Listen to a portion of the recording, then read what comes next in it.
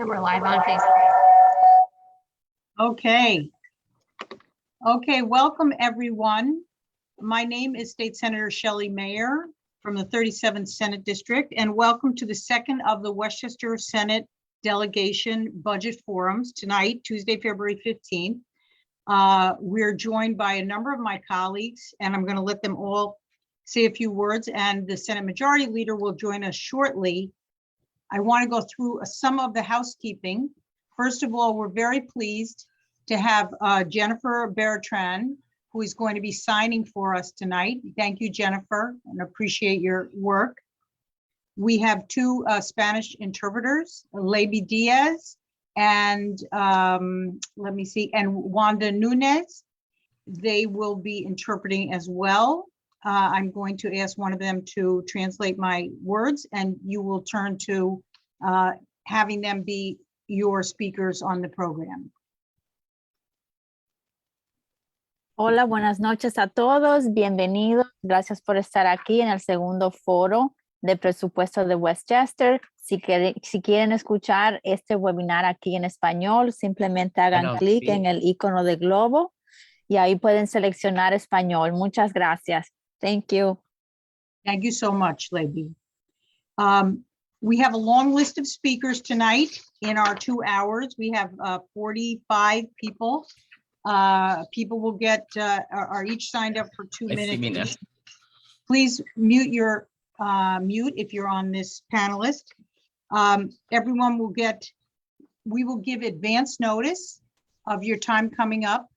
So raise your hand and I will give your name, and so that we can get you on screen when your time comes up. So if I say that in the next 5 speakers, please raise your hand in the raise hand function so that my staff can move you into being a panelist and being on camera, and you can start promptly with your time. Please make sure your name on your Zoom matches the name in the confirmation email so that we can figure out who you are. If you are called and you're not here, you will forfeit your place unless it's some exceptional circumstances, which are in my prerogative to decide.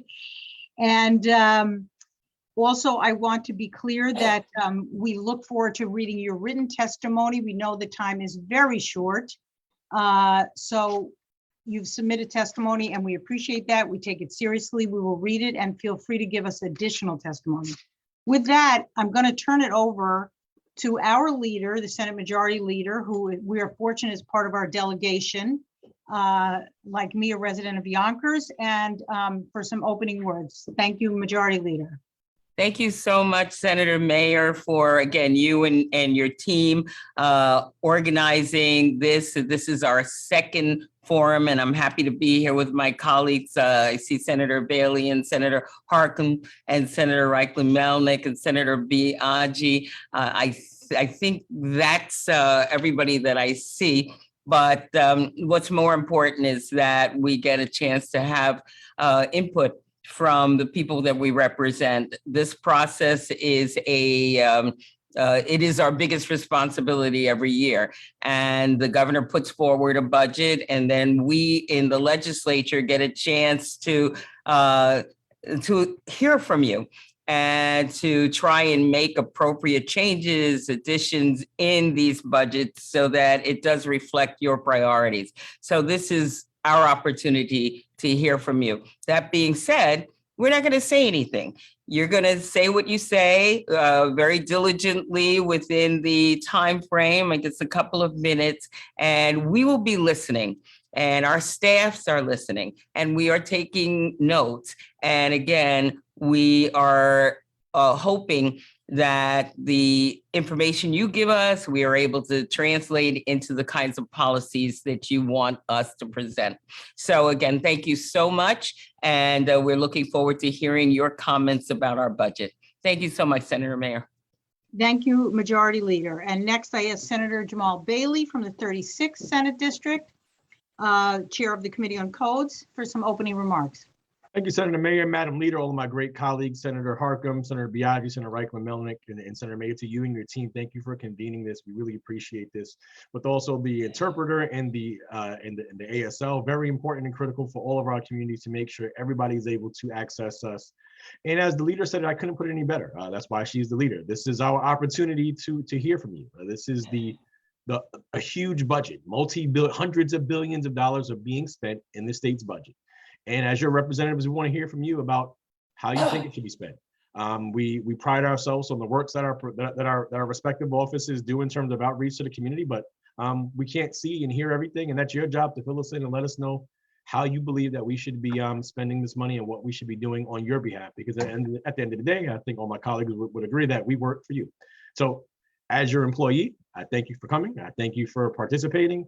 And again, if you don't get it all in within the 2 minutes, you can send written testimony. You can send us an email. Our staffs are the best in the business. And with that being said, I'm here to listen. And thank you, Senator Mayor. Thank you, Senator Bailey. Next, my colleague, great friend, Senator Pete Harcum from the 40th District, Chair of the Committee on Alcoholism and Substance Abuse. Thank you, Senator Mayor, and thank you and your terrific team for pulling this together again. Madam Leader, thank you for sponsoring this as you always do every year. My colleagues, Senator Bailey, Senator Biaggi, Senator Reichlin-Melnick, always great to be with you. And the good thing is, as a conference and as a delegation here in Westchester, we all understand that this is your budget. It's not our budget. And that's why these hearings are so important. We started out in a better place than we have in previous years, but that doesn't mean there aren't material problems with the budget. And you've already pointed some out in the last hearing. I sit on the Finance Committee. I go through 12 hours of Zoom hearings a day. So if my eyes are spinning in my head, please forgive me. We listen to you in our private meetings and to our staffs. So your input really does matter. And this is your opportunity, and we take it very seriously. We thank you for taking ownership of the budget process. And I look forward to hearing what you have to say, but more importantly, acting on what you have to say. Thank you. Thank you, Senator Harcum. And next, Senator Biaggi from the 34th Senate District, Chair of the Committee on Ethics and Internal Governance. Thank you, Senator Mayor. And I always like to begin with a moment of gratitude to Madam Leader for gathering us here today, and to all of my colleagues, Senator Harcum, Senator Reichlin-Melnick, Senator Bailey. It really does mean something very special when we all come together, because frankly, that is how we are able to move mountains. And I think that this conference has done that in many different ways and on many different occasions. And the budget is one of those separate mountains that we have to climb every year. And frankly, without your insight and your input, I don't think that we would be able to do our jobs with excellence, or advocate as well, or fight as hard, or have that passion in our bellies that really makes sure that your needs are reflected in the document that we actually vote on at the end of March every year, which is the budget. The budget is really a document, yes, of numbers, but also of values. And so it's also an opportunity, frankly, for all of your voices to be heard, even though there are many different occasions for that. I think this is one of the most important places. So thank you for being here.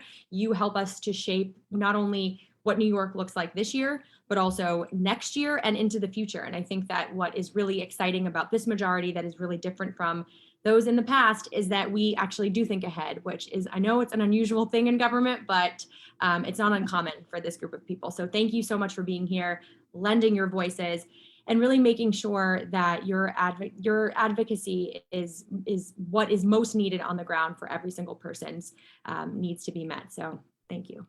Thank you, Senator Biaggi, so much. And last but not least, Senator Elijah Reichlin-Melnick, 38th Senate District. I should know all the numbers, although they're going to change going forward. Chair of the Committee on Procurement and Contracts. Thank you so much, Senator Mayor. It's great to be here with all of my colleagues. I call this the dream team for Westchester County. We have six of us who represent Westchester and are led, of course, by our remarkable majority leader, who we're so lucky to have in this county representing all of our interests. And it's a pleasure to be here because, as so many of my colleagues have said, this is the budget. This is the most important vote that we'll take this year because there are literally billions and billions of dollars at stake. and funding so many critical programs all over our community, from healthcare to education, environmental programs, housing, public safety, funding for nonprofits, and so much more. And so for all of us who are making these decisions as part of the legislature, it is so important for us to hear from you. From the citizens of Westchester who have taken the time to join us this evening and to share your thoughts, because we're going to have to go back up to Albany. Some of us are there now, some are not, but we're going to have to be in Albany, and we're going to have to make these decisions in a way that does the best we can for everybody in our community and in our county and all over New York. So I'm looking forward to hearing from you all today. Thank you for taking the time to do this. Thank you so much, Senator Reichlin-Melnick. Let me mention two other housekeeping things. You'll be promoted to panelist about 15 seconds before your turn, but when you get promoted, please keep your mic and camera off until it is your turn. And one thing I think I learned from last time, please say your name and your organization at the beginning, so we put you together. So I see you, Mayor Sean Patterson Howard, the Mayor of the City of Mount Vernon. You can put your camera on, but let me just tell you the next 5 people. Jerry Mariano, I know your camera may not turn on. Michael Romita, Matthew Dunbar, Annalyn DeMarco, Amy Harder, and Gail Duton. That's the first 7. So Mayor Sean Patterson Howard, please join us. There you are, and unmute yourself, and pleasure to see you here tonight. Thank you so much to our majority leader and to the incredible Westchester Senate delegation. Thank you for allowing me this time. Good evening, members, friends, and colleagues, and members of the Mount Vernon as well as the Westchester delegation. Thank you for allowing me to speak about the needs of the Mount Vernon community. Let's start really quickly with reconnecting our community. Mount Vernon was split over 100 years ago by a railroad cut. We can reconnect our community by covering the cut, which spans over a half mile, or the area we're interested in covering, while efforts have been made to retrofit highway infrastructure that creates mobility and opportunity. The idea of covering this cut fits squarely with the Justice 40 and Economic Justice Act and fits within the scope of addressing historical disinvestment in communities of color. The idea of covering the cut is one of economic, environmental, and equitable significance for our city. We've also heard a lot about accessory dwelling units being put forward in this budget. As one of the most densely populated cities in the state and in the United States, this will be a nightmare for our community. A better solution would be allowing municipalities the ability to incentivize affordable housing projects that allow residents of the community to stay there. We're strongly against removing home rule and proposing the changes known as accessory dwelling units, along with the mandate that we create or allow rezone for 25 units per acre of housing. We have 4 train stations, and that would greatly impact us. It would increase the demand on our sewer system, our DPW operations, our police department, congested roadways, lack of parking, and schools in a way that is not forward and responsible. While we understand the need for more affordable housing options for residents, our community, this could impact at least 8,373 parcels of land, and it would have a devastating impact as we look at development and smart development, and we're looking at it insofar as buildings and apartments. We're able to do environmental studies and traffic and parking studies, as well as work with developers around how this would impact our community. With this, it really just takes away our ability to do that in the individual houses. As well as I don't see anything in the budget discussion about connecting affordability to these accessory dwelling units. And so if there's going to be any discussion, there needs to be a connection between any support that would be given to create accessory dwelling units and creating an AMI basis. But again, there is not a one solution fits all. And we also don't want to give blanket legalization to thousands of units of illegal and really not well created housing that already exists.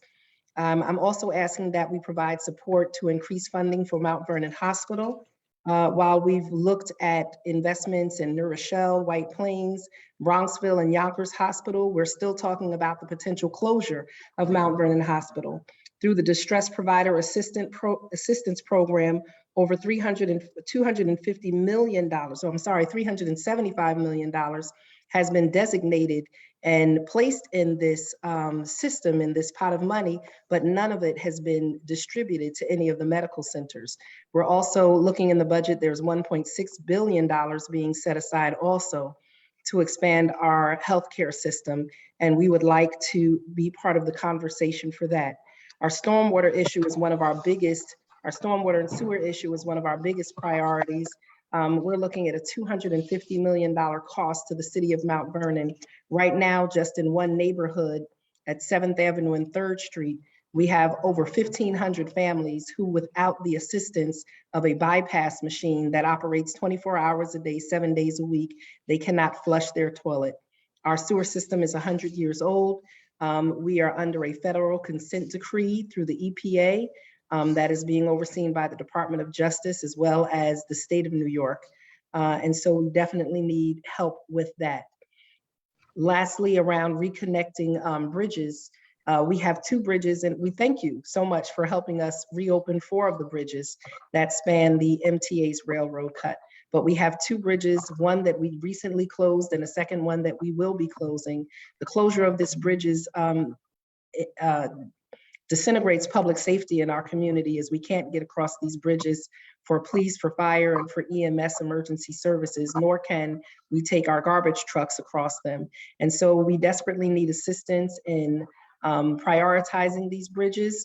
Right now, we are in the plan for the bridges to be replaced, but a $5 million request has been asked of the city of Mount Vernon just recently as part of the Biden infrastructure bill. The Federal Department of Transportation has designated that off-system bridges are eligible for 100% reimbursement to the state of New York. And so if the federal government is willing to reimburse the state 100% for these off-system bridges, that would, if the New York state goes along with that and takes advantage of those programs, then it would take that $5 million price tag away from the city of Mount Vernon, which is very difficult for us to afford.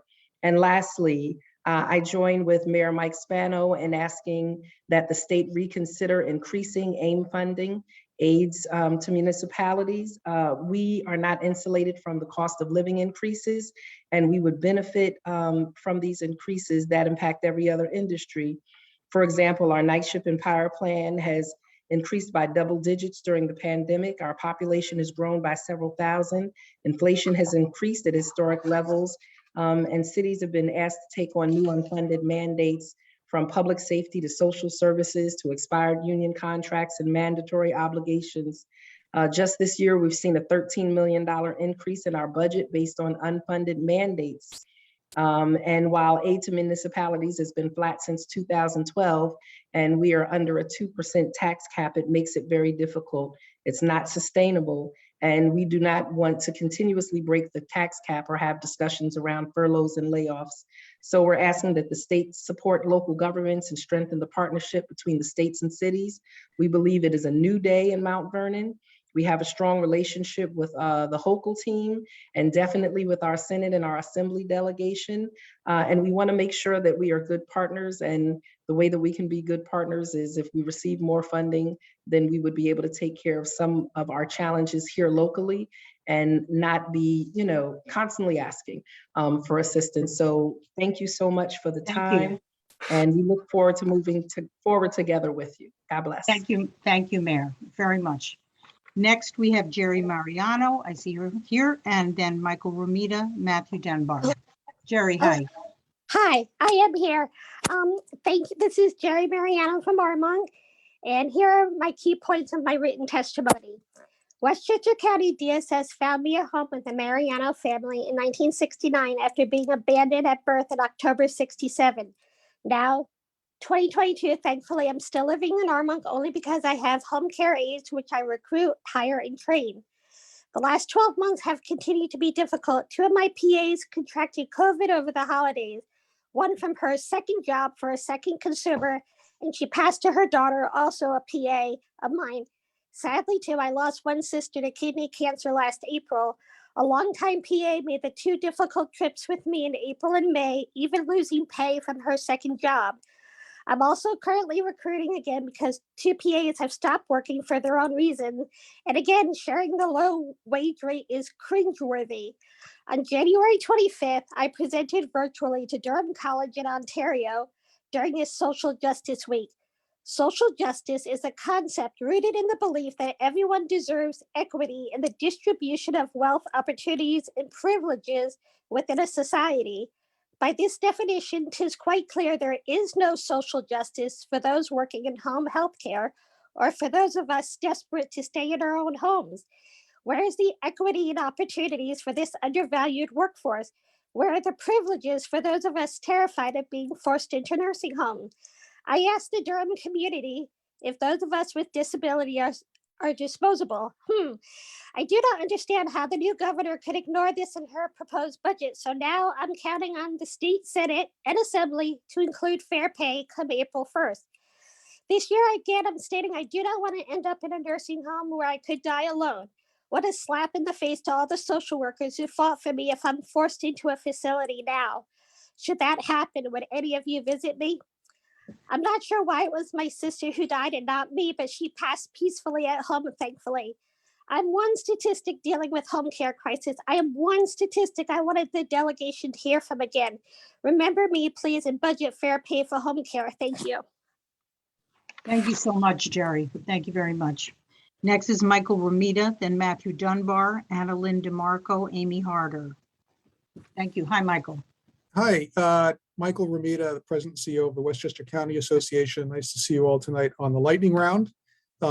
We've circulated our testimony or our agenda to all of you, but I'm going to focus tonight exclusively on housing because this has become a hot issue in the budget and the battle lines are being drawn. We at the WCA believe that the state government has an indispensable role in ensuring a healthy housing market. The problem is particularly acute in Westchester and the New York suburbs. There are certainly some who argue that these decisions are best left solely to the unfettered discretion of local officials. However, many local governments face financial and political pressure that prevents them from adopting inclusionary zoning policies. This is why we need comprehensive state-level solutions. New York as a state is not alone in these problems, but it does stand alone in the lack of a statewide approach. Essentially, all of our peer states, which are coastal states with high housing costs and strong economies, have taken on this challenge at a statewide level, but New York has not and should follow their lead. The governor's budget does include legislation. One is a derivative of Pete's ADU legislation, and of course, there's the transit-oriented development legislation. There are other approaches as well that are being deployed effectively in other states that are worth studying. These approaches include a useful right of appeal from local decision-making that's adverse to housing development, sometimes called a builder's remedy.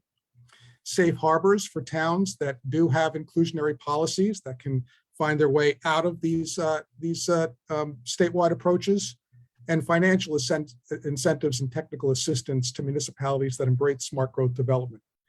All have been used successfully in other states, and they do not unreasonably impede on local decision-making authority. So is the conclusion of places like the Brookings Institute, which is not a bastion of conservative thought by any means. And so the WCA has joined with representatives from the real estate, construction, nonprofit communities to bring the importance of this issue to you, our lawmakers. We can't rely on a piecemeal jurisdictional approach, and we need to solve this housing crisis at a statewide level. Happy to talk to each of you or your staffs as we work through the issue, and thanks for your time this evening. Thank you, Michael. Thank you very much. Next, Matthew Dunbar, Annalyn DeMarco, Amy Harder, Gail Duton, Erica Pierce, Nada Cater, Tanya Dwyer, Esquire. Okay, Matt Dunbar. Good evening. My name is Matt Dunbar. I'm the Chief Strategy Officer with Habitat for Humanity, New York City and Westchester County. We expanded our mission and services north in 2020, and so we're just getting our feet on the ground to serve families throughout the county with affordable homeownership and housing. I first wanted to thank the entire Senate for this hearing, but also for passing Senator Bailey's AHC reform and expansion legislation, which was signed into law in December.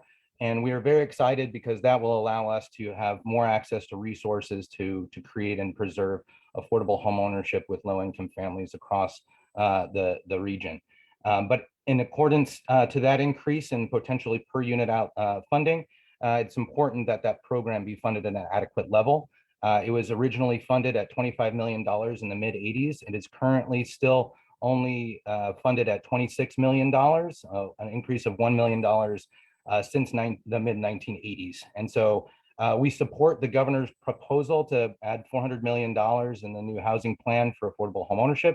And we believe that $24 million of that should go to the Affordable Housing Corporation to right-size that program. We're also supportive of the governor's plan to create more shared equity ownership opportunities through a $50 million pilot program. But we also think that that should be paired with Senator Kavanaugh's proposal for a CLT acquisition fund, as well as Senator Brock and Rochester's legislation to provide stable taxation for properties on community land trusts. CLT is a strategy that was put forward in the Westchester Housing Needs Assessment, and we support that. I also wanted to highlight that we are strong supporters of Senator Harkin's ADU legislation, the Accessory Homes Enabling Act, and the governor's proposal for its statewide. We, through the Habitat Network, have served families throughout the country, and affiliates have partnered with municipalities and counties in making accessory homes a reality for low-income families. And the $85 million that is proposed in the governor's budget would help us to support low-income homeowners, including seniors and low-income families, in making these rental units a reality for them and their families, to help pay for high taxes and keep people stably housed in their homes, as well as provide housing for tenants. So we're very supportive of that. Your time is up, I hate to say, and that's my job, unfortunately. Okay, well, thank you. I'm legally blind, so I appreciate the warning. We also support the transit-oriented development. Thank you. Thank you so much for the opportunity. Thank you very much. Anna Linda Marco, Amy Harder, Gail Tuton, I think, is not here. So if you're here, please let us know. Erica Pierce, Nada Cater, Tanya Dwyer, Kim Jeffrey, and Vanessa Barreto. Okay, Anna Linda Marco, nice to see you. Hi, so yeah, my name is Anna Lynn. I live in Thornwood. I am a member of the White Plains High School class of 2021 and a current student at SUNY New Paltz. And I'm really concerned about the proposed budget cuts to the SUNY and CUNY system in the 2022-2023 budget. I received a really high quality education from grades K through 12 in the White Plains City School District, which allowed me to discover my passion for politics and activism. And I'm pursuing a BA in political science at SUNY New Paltz with a double minor in economics and Black studies. The benefits to attending one of New York State's public institutions of higher learning are plentiful, in addition to just the low in-state tuition, which helps me afford a higher education. SUNY and CUNY schools take AP credits, where a lot of private institutions do not. I'm actually able to graduate in 3 years. Thanks to the fact that SUNY New Paltz accepted 27 credits for my AP courses. And here at SUNY New Paltz, I don't have to pay for my disability resources where I would at other private colleges and universities. And New York State has the third highest GDP and second highest GDP per capita in the US, and yet we are ranked 39th in spending on higher education. There has been a constant divestment in the SUNY system since 1954, accompanied by a rise in tuition. And a divestment in the education of New Yorkers is a divestment in the future of New York. You know, when my peers and I are running for office, when we're voting for the people, when we're educators, doctors, parents, researchers, authors, you know, do you want us to be equipped to handle the technological, social, and economic progress that we want to see in New York? Or will you wish that we were more educated? I feel blessed to have received a quality education from ages 5 to 17, but I'm afraid that the time that I invested in my education will go to waste when I'm no longer able to afford an undergraduate or graduate degree. It's imperative that the proposed budget cuts to the SUNY and CUNY system do not pass, and that the TAP program and Excelsior Scholarship are strengthened, because they let too many New Yorkers fall through the cracks. Thank you. Thank you very much. Amy Harder from Orchestra 914, Gail Tuton, if she's here, Erica Pierce, Nada Cater. Okay, we're up to Amy Harder. Is she here? There she is. Hi, Amy. Can you see me? Hi, Yes, good evening. see you. Good evening. Hi. My name is Amy Harder, and I am co-executive director of Orchestra 914, along with David Restivo, who is also on the Zoom this evening. Formerly known as the Chappaqua Orchestra, we are a fully professional orchestra now based in Pleasantville, New York, with a new music director. As our mission, Orchestra 914 seeks to expand the live classical music experience for diverse audiences throughout the Westchester region through creative, educational, and community programming with the highest level of artistic integrity. Like so many organizations, the arts were hard hit by the effects of COVID. Venues were shut down for months, doors stayed closed, galleries were empty, seats were unfilled. The effects were devastating for many local arts organizations. But as creative people do, these organizations quickly figured out how to pivot and to offer programs either virtually or with smaller audiences, often operating at a financial loss. Orchestra 914 was able to offer virtual concerts and last spring finally bring live classical music back to a limited audience. We understood the importance of offering virtual programs, especially during COVID, when so many people were stuck inside or with limited social interactions. The arts were a place of refuge and inspiration, whether experiencing art in a gallery, hearing live music, or attending a theatrical performance. Being able to share those experiences with others was healing for everyone. For those of us involved in the arts, we know how much the arts expands the quality of life in our communities. When people support the arts, they are investing in the economic development of our region by attracting people to our performances and venues, who then in turn spend dollars in local shops and restaurants. We know these industries were hard hit by the pandemic. Restart the Arts is a critical part of helping to restore local arts organizations back to their fullest potential. And the funding that this initiative has provided is vital to helping arts organizations thrive once again. But there's more to be done. Arts Westchester has provided vital funding to so many arts organizations, old and new, small and large, in our region, understanding the social and financial impact the arts play in our lives. We need to ensure that this funding continues and grows so we can attract people to work and live in our area. With COVID ongoing, folks are still apprehensive to come out, and we've seen a dramatic drop in attendance to our concerts. With a lack of income from ticket sales, funding received from Arts Westchester grants has been a critical part of our efforts, including Amy, musical. your time is up. Oh, sorry. Thank you very much. Thank you. Thank you very much. Appreciate it. I think Gail Touton is not here, so we move on to Erica Pierce, Nada Cater, Tanya Dwyer, and just to clarify, the time for our hearing is 2 minutes. I think the assembly was 3 minutes, so please don't get confused. Ours is 2 minutes. Kim Jeffrey, Vanessa Barreto, Raka Bose, and Rona Shapiro. Okay, here we go. Erica. Pleasure to see you. Thank you. Thank you. I'm Erica Pierce, legislator for the 2nd District in Westchester County. An enormous thank you to what is clearly the best delegation of anywhere in the state.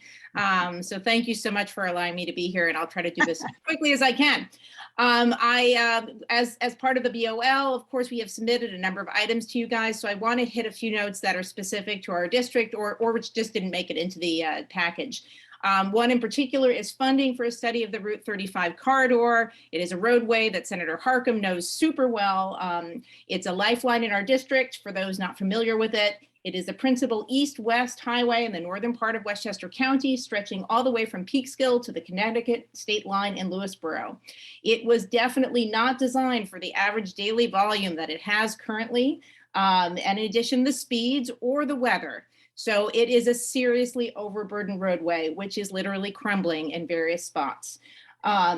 So it has incredible states of disrepair. It has a bridge, for example, which is not wide enough for 2 trucks to pass on it. It includes the most dangerous intersection and most deadly intersection I know of up here in Somers. And with all of these items together, we have a lot of cyclists on this same roadway whose shoulder has literally disintegrated in spots. So it is a roadway in need of serious assistance. In addition, it goes through critical watershed areas. It travels next to New York City's, reservoir. It's drinking water, And we are churning all of this road salt, not only into that reservoir, but into the wells of all the residents along that roadway, because we do not have municipal water in that part of the world. And those wells have become negatively impacted. And in some cases, the water is no longer drinkable. So we have all sorts of reasons why Route 35 absolutely needs to be taken care of. And sadly, I think I've run out my clock on one issue at all. So I will leave my letter to tackle the others. And thank you very much for your time this evening. Thank you so much, Erica, and congratulations again. Nada Cater, not a nice. Yes, good evening. Good evening, Madam Leader and all the members of the Westchester Senate Delegation. Thank you for providing us this opportunity. I'm the director of WestPAC, Westchester People's Action Coalition. It's a 48-year-old Center for Social Justice in Westchester County. And everything we've heard so far, affordable housing, investment in public education and the arts, WestPAC is fully in support. But I'm here just to speak briefly about when my father was terminally ill with a non-operable tumor. I encountered personally the very real need for fair pay for home care. My father was not able to take care of his bodily needs, and we were not able to assist him at home at all times.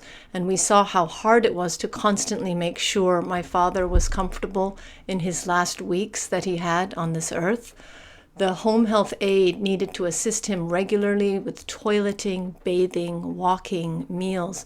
It was very challenging, very hard work, and it was important for all of us family members to make sure we did everything we could to allow him to live as dignified a life at the end as possible. And we were very unhappy to learn about how little the aides were making at a time when our family needed them the most, and when they themselves were trying hard to keep our father comfortable and dignified. I think most of us will need an aide at some point in our lifetimes, and the care that an aide gives will have a real impact on the quality of life of ourselves and our loved ones.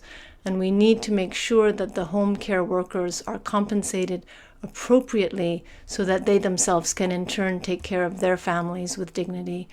Please pass fair pay this legislative session.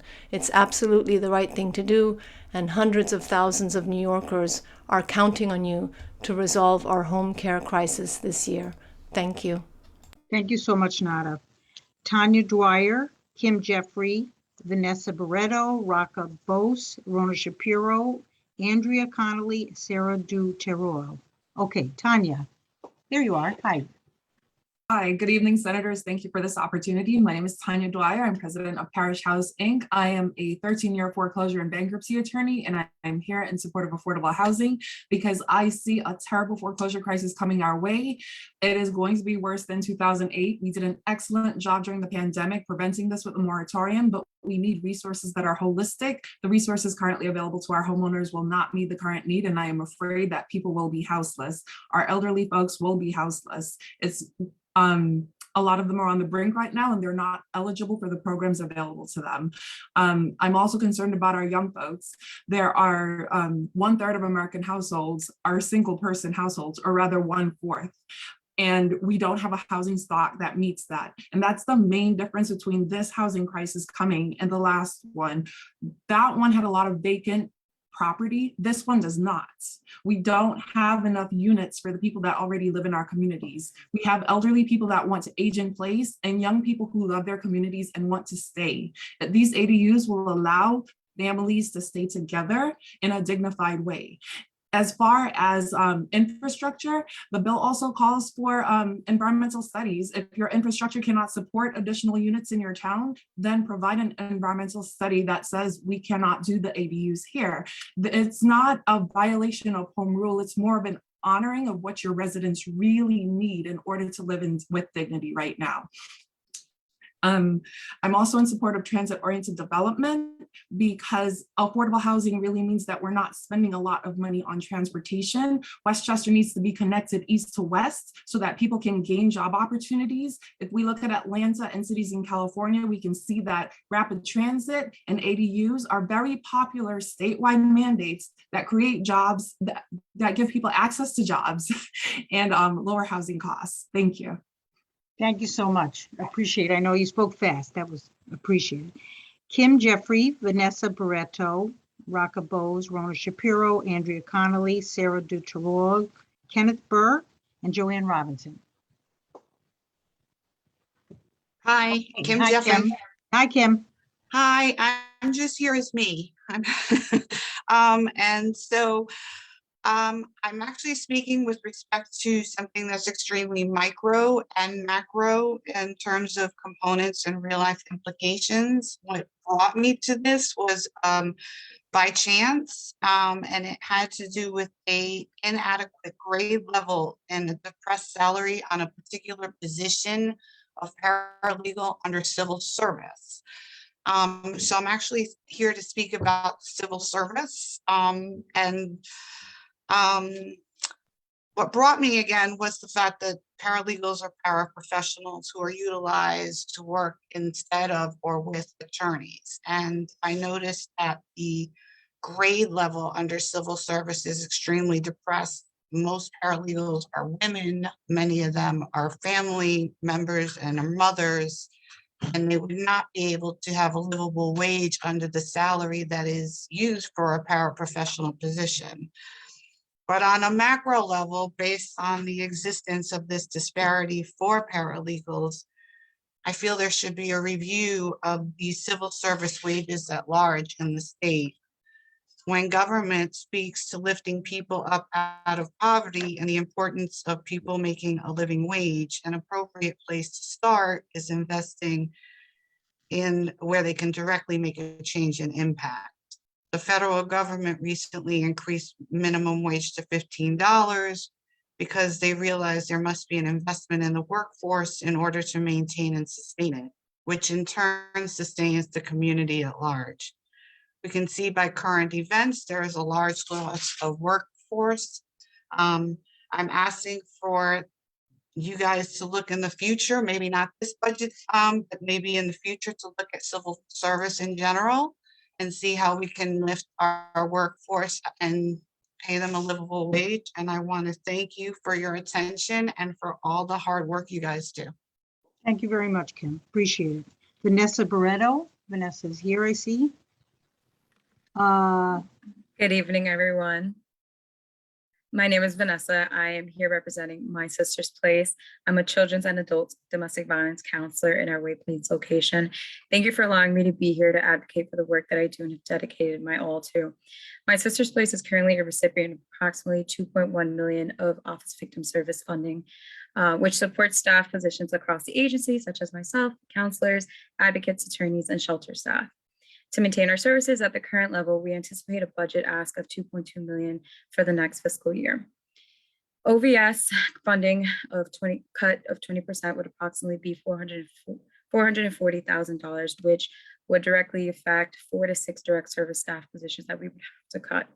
Just in 2021, our family service team, which I'm a part of, served 490 new clients, in addition to existing clients, 72 of which were children. Our human trafficking team provided specialized services to 74 clients, which was 35 new clients in 2021.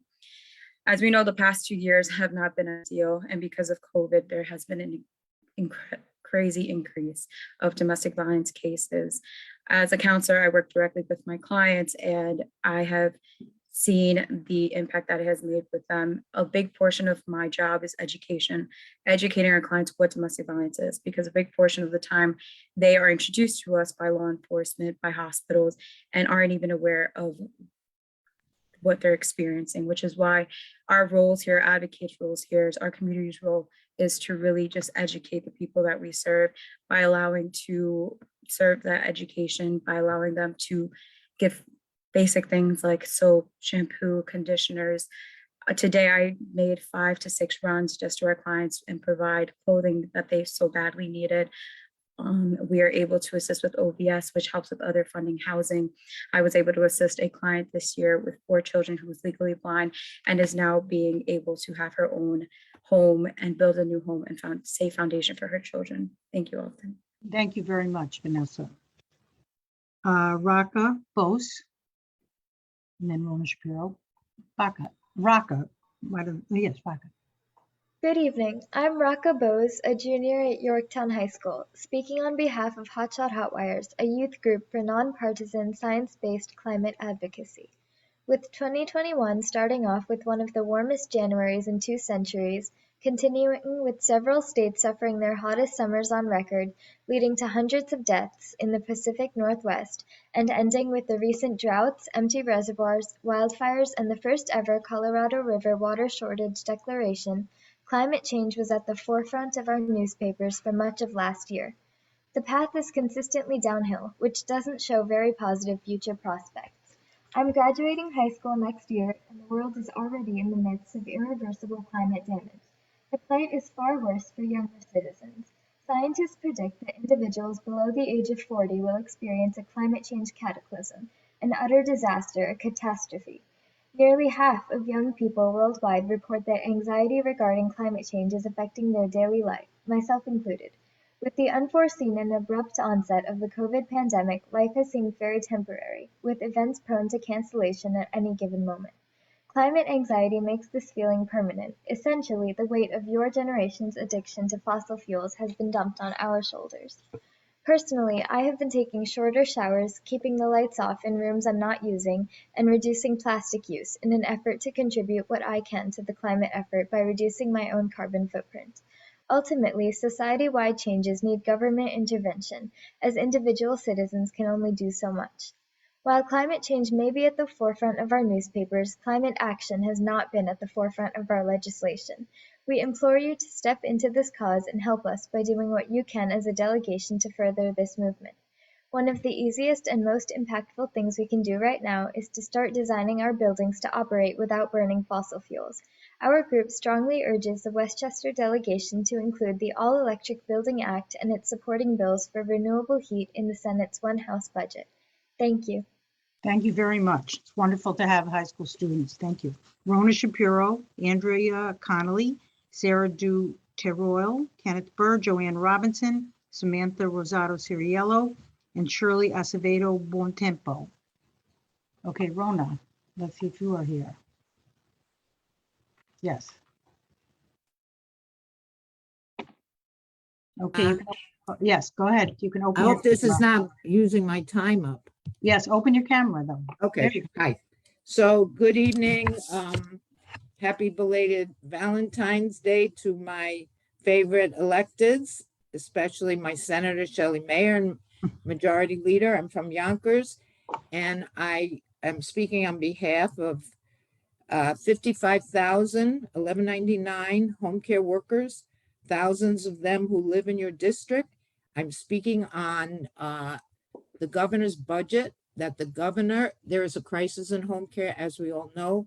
There are heartbreaking stories from both consumers and from home care workers who love their job, want to continue being home care workers, but frankly cannot afford it. And the governor proposed a bonus. Insufficient. We love bonuses. Home care workers will take bonuses, but it's totally insufficient in dealing with the crisis that is facing consumers and workers. I know that that all of you, because I've spoken to most of you, are going to do everything you can to include fair pay for home care workers in the budget, and we will help you do that. I do want to talk about something I usually don't talk about, and that's procurement in terms of managed care. There are, unfortunately, managed care companies who are making millions of dollars off of Medicaid. And there are many home care companies, not 1199 companies, who also are profiting from home care, while home care workers can't even afford transportation or the railroad to get to their clients. There is a proposal about procurement. We should not wait till this happens. It's supposed to happen next year. It's supposed to be limited amount of managed care companies. We have to do something now. There are managed care companies like Health First, like Visiting Nurse, that are actually New York centered. They care about the kind of healthcare. They care about the inequity in healthcare. They invest in home care workers. They work with us on pilots. We cannot keep rewarding those people, those organizations in New York State that are profiting off of home care workers while impoverishing them and not allowing those seniors and consumers who really can't live without the kind of care that home care providers. They can simply. Rona, your time is up. I'm sorry, Terry. Okay. Thank you very much. Just remember, if we're lucky enough to be old, each one of us wants to have a well-trained, well-paid, $11.99 home care worker. Thank you. Andrea Connolly, Sarah Du Teruel, Kenneth Burr, Joanne Robinson. Okay, we're up to Andrea Connolly. Hi there, can you hear me? We hear you, and maybe we can see you in a minute. We don't see you yet, but we do hear you. We won't start your time until you. Okay. There you go. Okay, hi. I'll cut to the chase. So my name is Andrea Keneally, and I take care of my 90-year-old mom in Peekskill, Westchester County. I've been her PA for 7.5 years, and I'm here to fight for fair pay for home care. And I know we only have 2 minutes, so I'm going to cut to the chase. Not only do I do her toileting, her bathing, and so forth, I also take care of the vast majority of her financials in the house, which is, doing the filling out the DSS application with financial disclosure, faxing all of her bills that come into the house to a pooled trust. I fill out the doctor visits twice a year. I have to do EVV verifications to get paid $16 an hour for 13 hours, and I don't get paid for the overnight. My husband had to retire from his union job recently because with COVID, I could not find another PA to take care of my mom. So I'm here to say this loudly, that I'm fighting for the inclusion for fair pay for home care. While the governor proposed a one-time healthcare workforce bonus, I would much rather the governor use a portion of the $13 million surplus and invest in crucial Medicaid home care workforce program and not starve it from the inside out.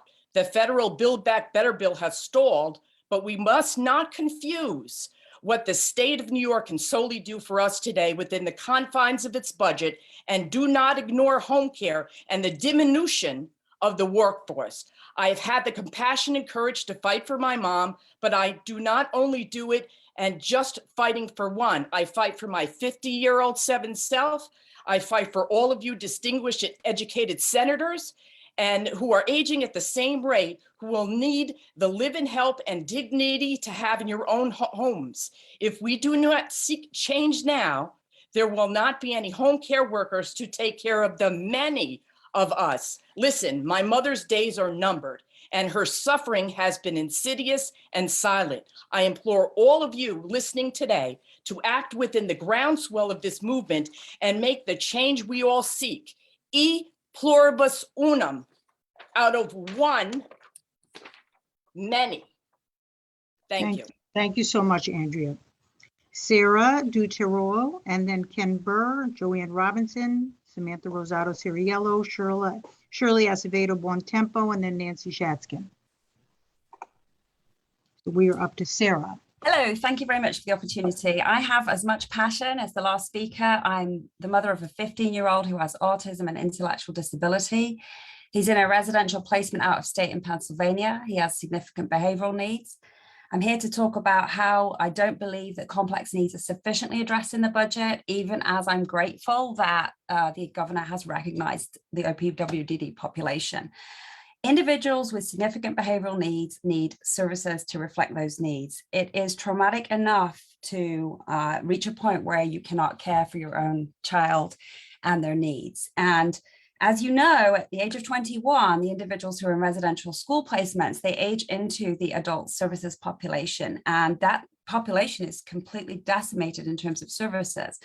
There are 1,000 people on the emergency need list within OPWDD, and there's no actual housing designated in this budget to target the OPWDD certified housing need. There is subsidies, and I have to stress that self-directed services are vital. I want my son to be in the community.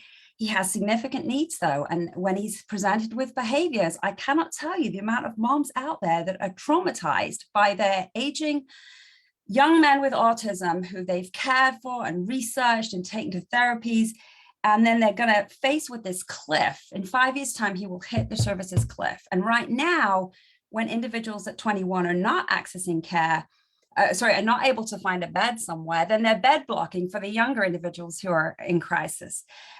Just a word on crisis care within this budget, great things for OMH in there. OPWDD population cannot access mental health in the same way. Our individuals are not welcome in psychiatric hospitals when they cannot take care of their personal health needs, when they cannot do traditional group therapy.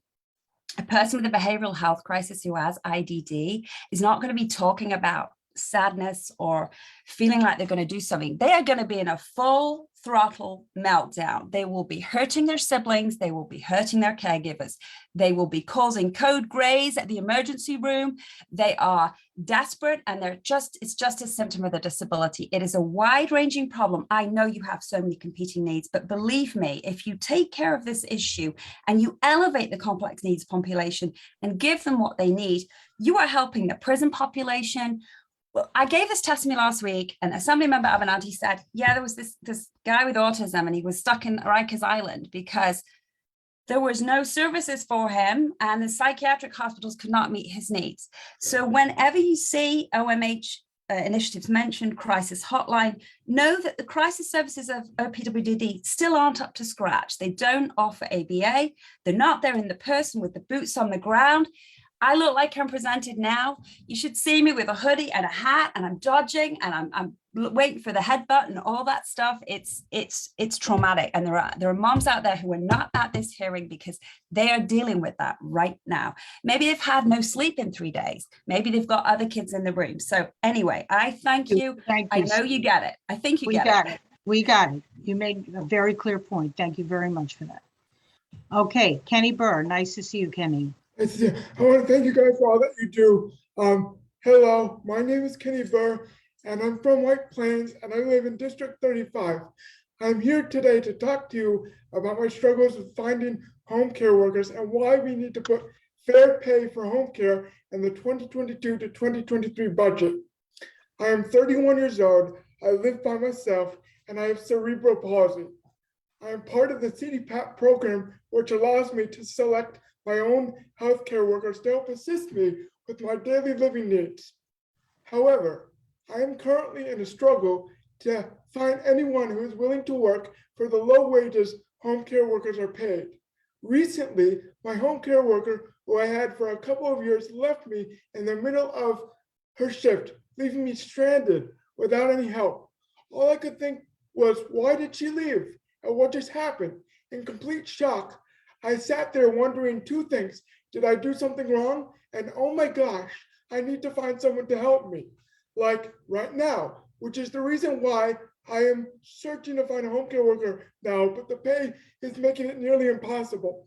My home care worker helps me get dressed for work and undress at night. She also assists me in the shower.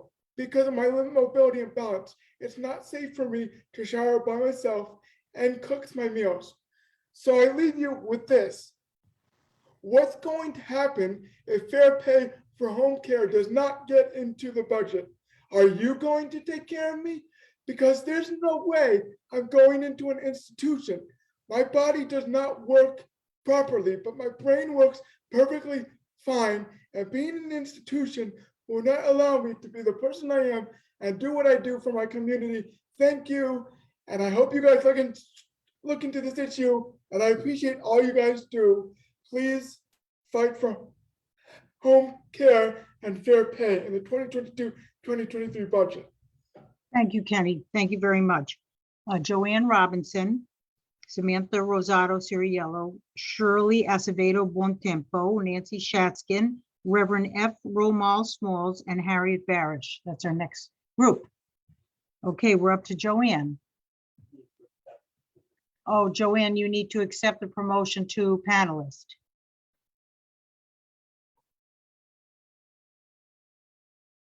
Here she comes.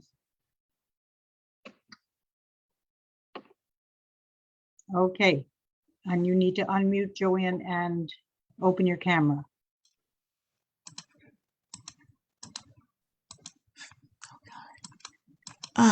We hear you, and I'm sure we'll see you shortly. Okay, something's wrong. I can't get the video started, but it doesn't make a difference if you see me. It's my testimony that's most important. Excellent. Good evening and thank you for the opportunity to testify. My name is Joanne Robinson. And I'm a lifelong resident of Yonkers, New York.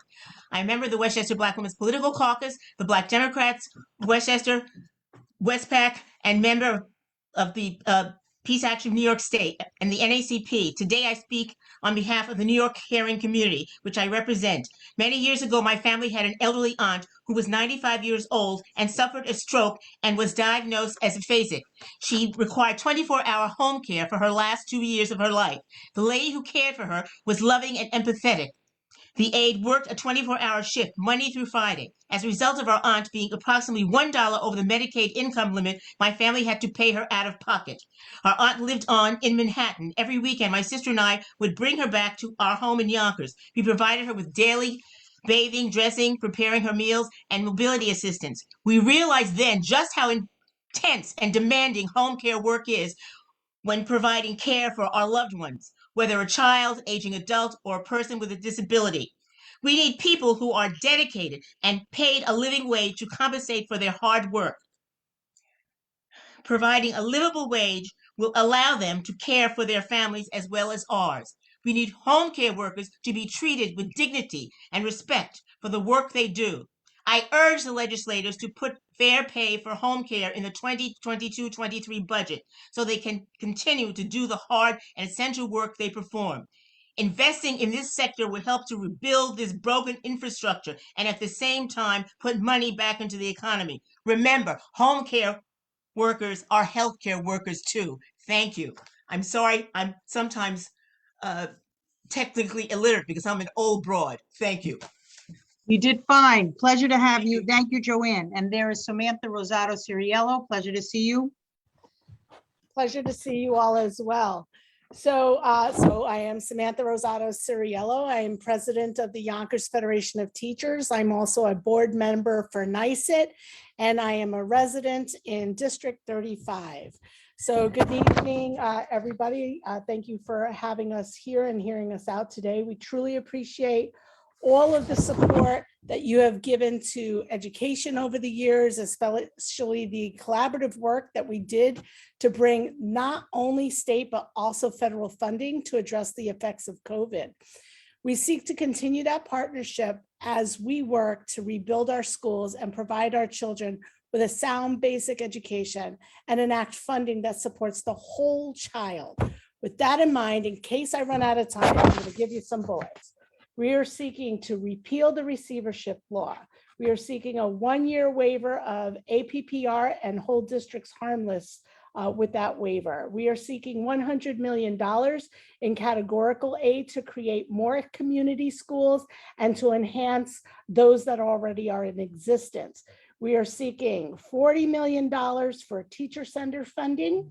We are seeking to reinstate categories in the categorical aid that the governor condensed. We're seeking funding for Take a Look at Teaching and Grow Your Own programs that are meant to address teacher shortage and diversifying the workforce. So now that I still have some time left, we need to repeal the receivership law.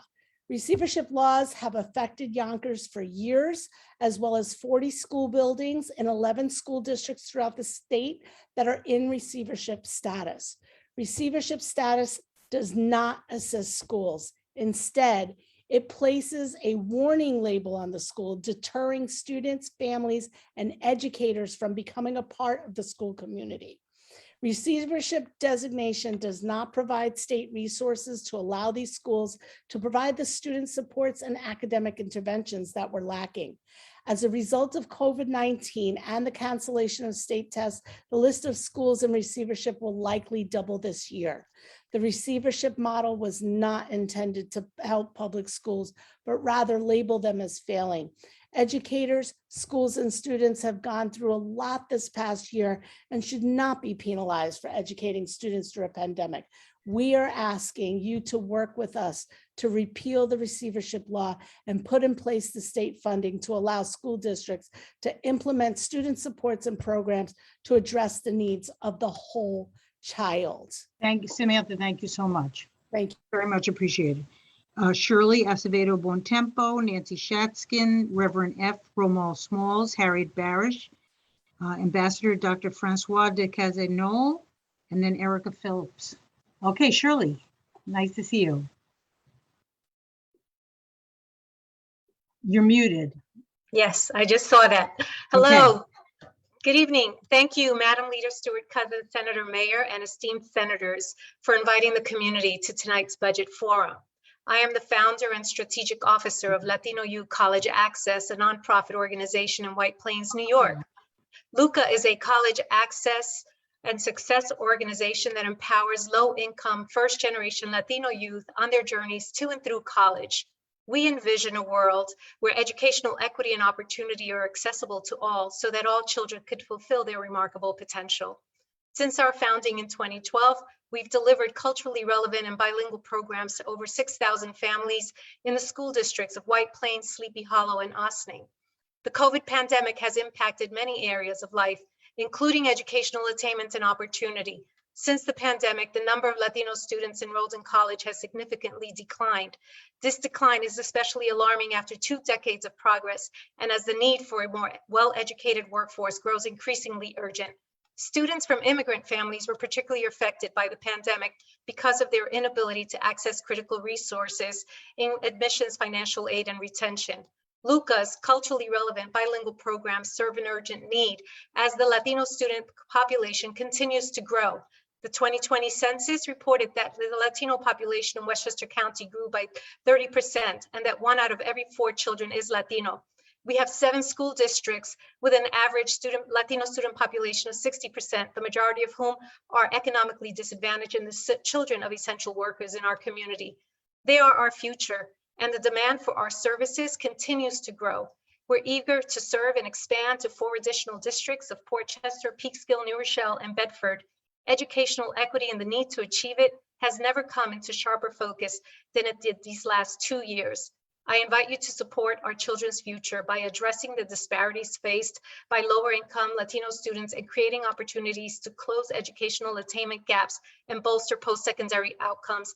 I invite you to support LUCA's request to the Senate and Assembly for funding to accelerate Latino student success and benefit the future of Westchester County and New York State. I thank you for your time and your consideration and happy to speak with you offline.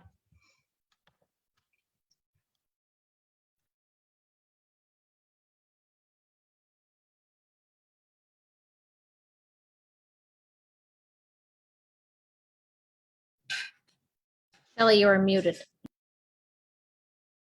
Thank you. Nancy Shatskin. I'm sorry, I was muted. There you go. Hi, Nancy. Hey there, Shelley. I didn't know I was going to get to see you. This is a special treat. Hello, I'm Nancy Shatskin, a lifelong resident of my village, Croton-on-Hudson, now watching as my grandsons grow up in the same house that I did. I want to add my voice of strong support for 3 items in the governor's budget. I have to interrupt what I was going to say by saying I am really moved by the speakers addressing the issues of fair pay for home care workers. It isn't what I came to talk about, but I'm pleased to reinforce the importance of home care services to the dignity and comfort of our fellow citizens. My mission is affordable housing, and it has been for about 40 years since I moved back to Croton from New York City, realizing I could only afford to do it with my husband and 2 daughters under 4, because my parents and I got along well enough to share the family home. And I got to live and raise my children in Croton-on-Hudson. I came to say these comments about our budget. First, the extension of low-income housing credits that have helped and will continue to help ease the acute affordable housing shortage we face must be continued. I'm very pleased by that in the budget. I've worked hard as an active volunteer in affordable housing for over 30 years and helped my village, Croton-on-Hudson, to stand out as a wonderful success story. I am well aware that more needs to be done. Funding multi-million-dollar building projects, even when you have community support, is challenging, and I will happily share stories and scars when I'm not on a time limit. It is critically important to have funding incentives wherever possible to ensure building of affordable housing. In addition, there are 2 items in the budget. that matter. Accessory apartments and transit-oriented districts both add options and are important steps forward to meeting our housing crisis. Accessory apartments or dwelling Nancy, units. Nancy, you run out of time, so Oh, okay. pull it together.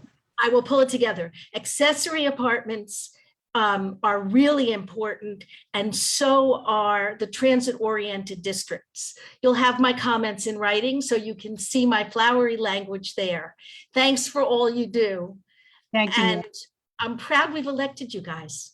Thank you. It's very kind. Thank you. Reverend F. Romal Smalls, Harriet Barish, Ambassador Dr. Francois de Casinol, then Erica Phillips, Dylan Klein, Stephen Seibert, and Ruth Cowan. Hello, Reverend Smalls. Yes, good evening. It is truly a pleasure being here. And this is what democracy looks like.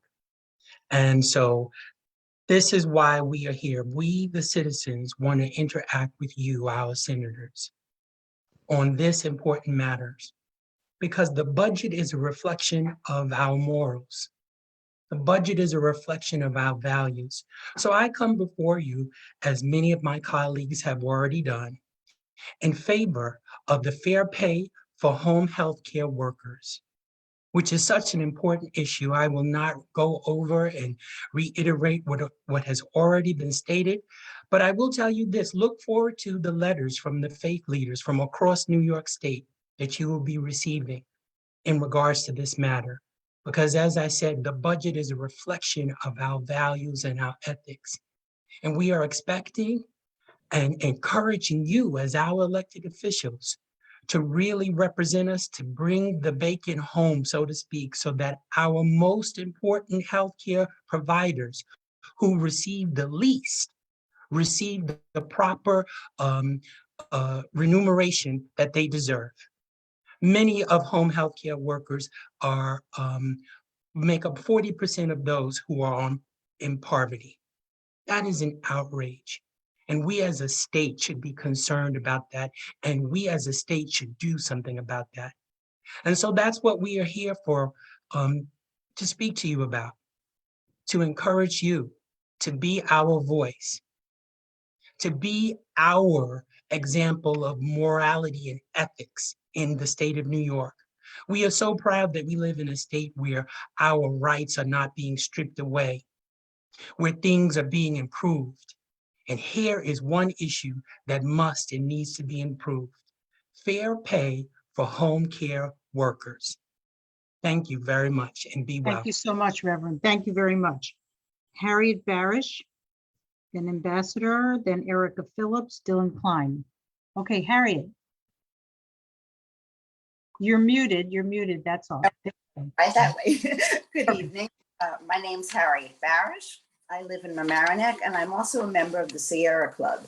And I'm here tonight to urge you to support the decarbonization of New York's building sector. Residential and commercial buildings account for approximately 60% of the state's energy use and greenhouse gas emissions. It's crucial to address this sector if we're to reach the state's legally mandated targets. We need to decarbonize and modernize building codes and appliance efficiency standards. It's essential that new buildings have all electric heating and appliances, except where infeasible technologically. It certainly makes sense to electrify new buildings rather than set up the need to backtrack later. We need to enact tax credits for geothermal heat pumps and exempt them from sales tax. This will incentivize their use. In supporting the electrification of housing, you're supporting New Yorkers' health, as well as adding new green jobs in New York. You will not only be addressing your present constituents' urgent concerns about climate change, but will be able to look in our children and our grandchildren's eyes and say, we're trying. Thank you for your hard work, and good evening. Thank you very much, Harriet. Ambassador Dr. Francois de Casinol, then Erica Phillips.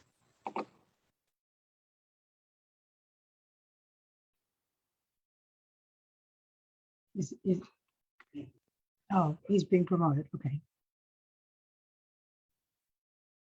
Go behind a minute. Yes? You have to accept your promotion to panelist, I believe. Yes? Okay, so, oh, he's in? Okay. I do not see him. Okay, here you go. Okay, can you unmute, Ambassador?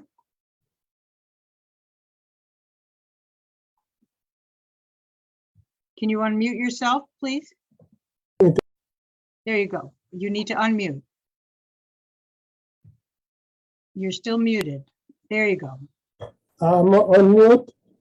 Yes, we can hear you. somewhat. Okay. I'm very happy to see the majority leader. You look very nice. And Senator Biaggi, very happy to see you too. I had been texting with Rachel, and I will address my issue to Rachel, and then she'll call me in the morning.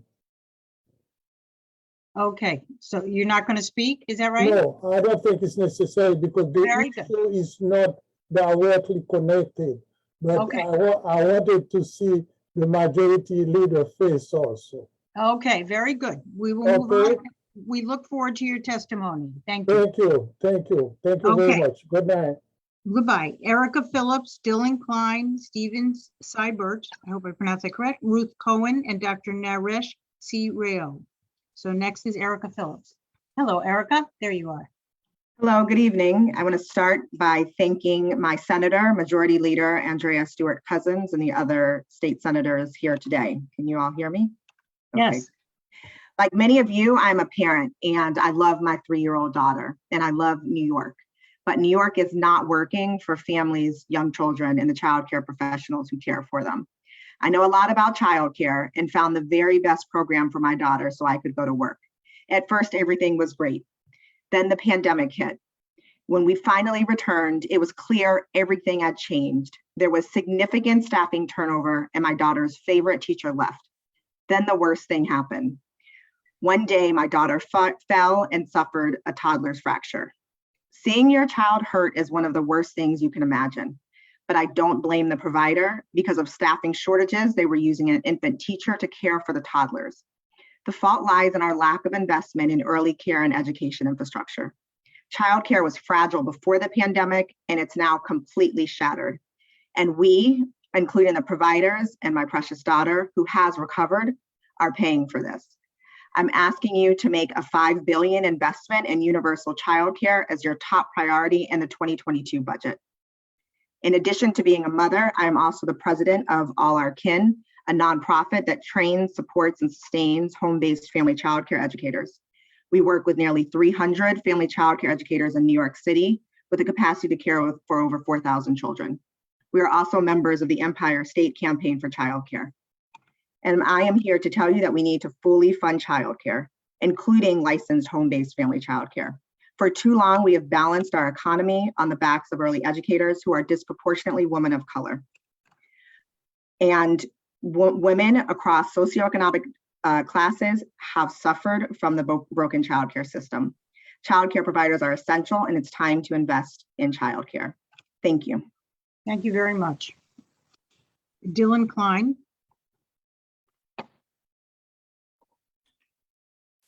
So for some reason, my camera isn't working, so I'll go without it.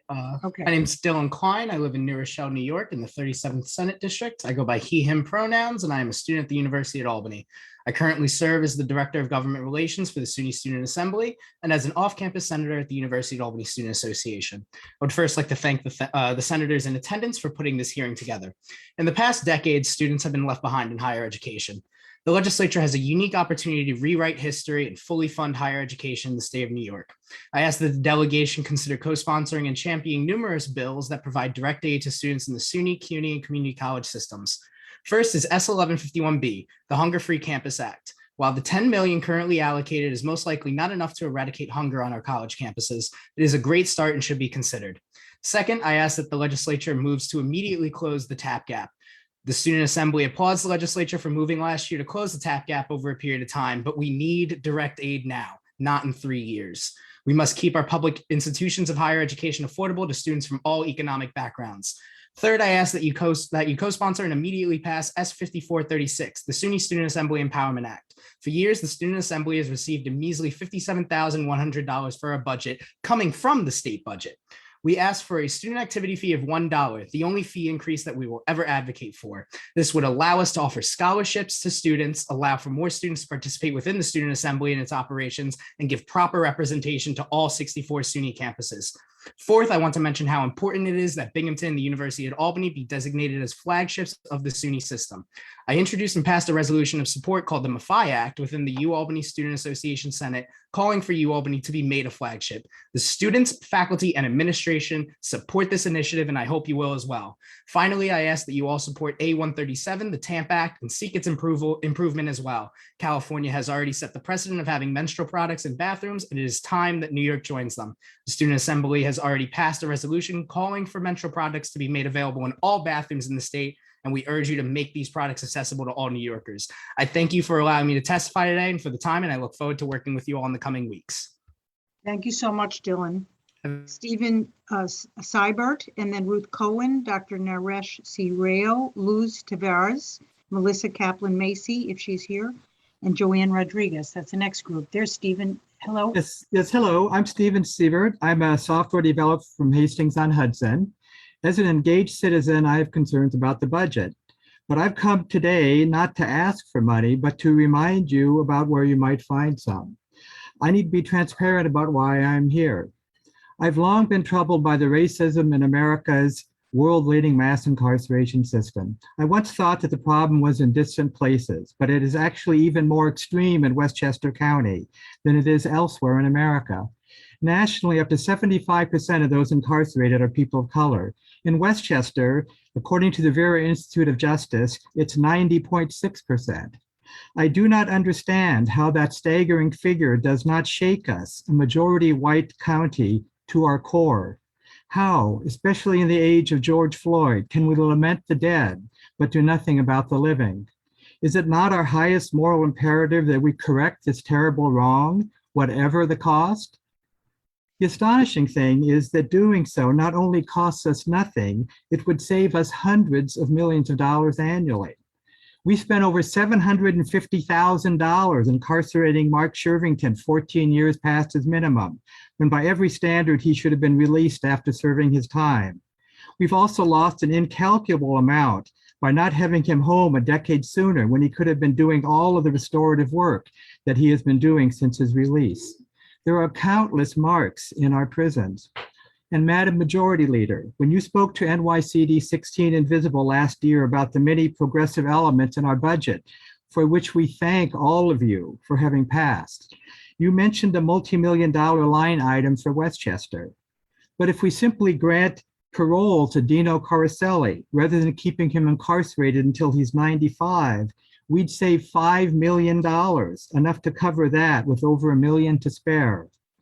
The money saved could be poured into all those desperately needed preventative community building programs that all of you support, making us both more just and safer.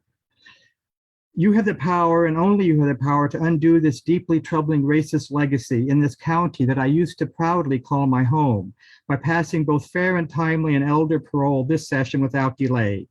As you know, these bills are extremely modest. Stephen, your time is up. Okay, just one last sentence. Yes. All of them are acts of remedial and restorative racial justice that we should be willing to do at any cost, and not doing so will actually cost us dearly. So please do find these monies there to support all these other needs expressed tonight. Thank you. Thank you very much.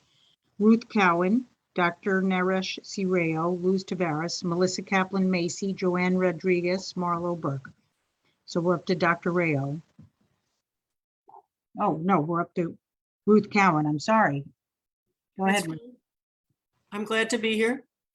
My name is Ruth Cowan. I'm a retired educator, as well as a mother and a grandmother. I moved to Irvington from Long Island in 2013 and almost immediately began volunteering as a mentor for high school students in Yonkers. I do this through the educational nonprofit called Yonkers Partners in Education, YPI for short. From the moment I first walked into Yonkers Roosevelt High School in 2013 until today, I have been appalled and enraged by the conditions, physical conditions, social conditions, and pedagogic conditions that students, teachers, and staff in the Yonkers High School confront every single day of the school year. Antiquated computers and routers, which make it impossible for students to do the online research required for their assignments. Teachers' lounges that are so disgusting and dirty and ill-furnished that the teachers take their breaks in their classrooms instead of conferring with each other and socializing with each other. Certified guidance counselors who have to spend almost all their time doing clerical chores instead of meeting with troubled students. I believe you all understand that these are not new problems, nor are they unique to Yonkers. The underfunding of school districts that serve predominantly underprivileged children has been going on in the state of New York for decades. Every single citizen of the state of New York, every single legislator in the state of New York should be as mortified and furious about this situation as I am. Reforming the state school funding formulas is not going to be easy, I am told, but it has become morally imperative. We are cheating too many of the state's children, our children, out of their future potential. When are our state legislators going to have the courage to actually do what they all must know needs doing? Thank you very much, Ruth. Thank you. Dr. Naresh Rao, I saw you there, and then Luz Tavares.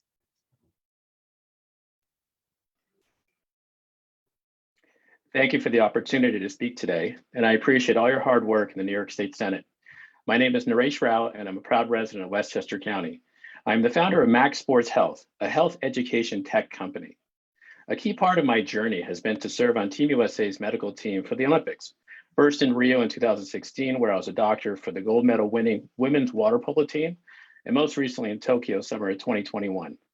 These experiences have allowed me to understand how the best in the world achieve remarkable feats. They also gave me clarity as to how we can provide a solution for challenges facing the health of our children. Here's what my research has shown. First, I published a book in 2016 called Step Up Your Game about the sports science approaches that athletes use and how it can apply to anyone, especially children who want to perform well. It starts with optimal health. Second, I recently published a research paper in a peer-reviewed medical journal, of which the chief editor is a Harvard professor. It demonstrated that by focusing on a whole person health-based approach, the team we studied won 10% more games. To reiterate, it was through health that they won more games. Now, imagine if our 2.6 million students in New York State had that advantage. The data brief from last month, the State of New York's Children, illustrated emotional and physical repercussions of chronic stress in transition age and the former foster youth related to the pandemic. And this is one of many examples how our youth are suffering. It is time for innovation in health class and physical education in our schools. Let's create a healthy behavioral foundation in our children to address these known preventable burdens on our healthcare system, now and in the future. And most importantly, we must have health equity in our underserved populations. It should not just be for those with means. We need to best utilize the funds provided through Governor Hochul's budget plan. And I welcome the opportunity to partner with you in bringing my proven affordable methodologies to public schools through public-private partnerships. And in the words of our Senator Shelley Mayer, public education is the backbone of democracy. And I say, let's make sure the backbone is strong and healthy. Thank you. Thank you very much, Dr. Rahil.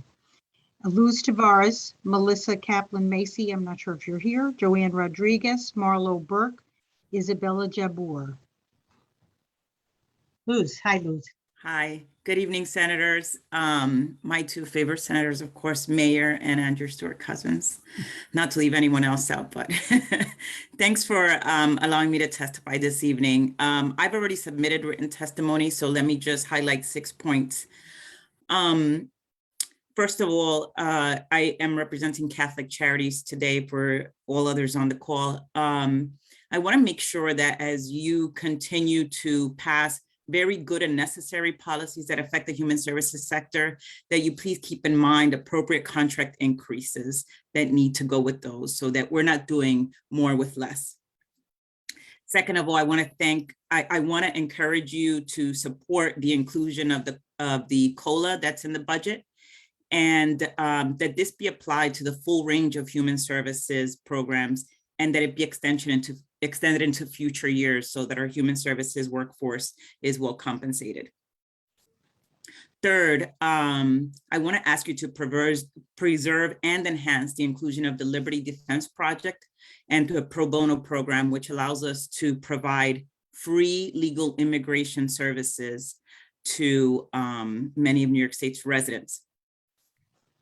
We are also concerned with the removal in the budget of $1 million in refugee resettlement monies.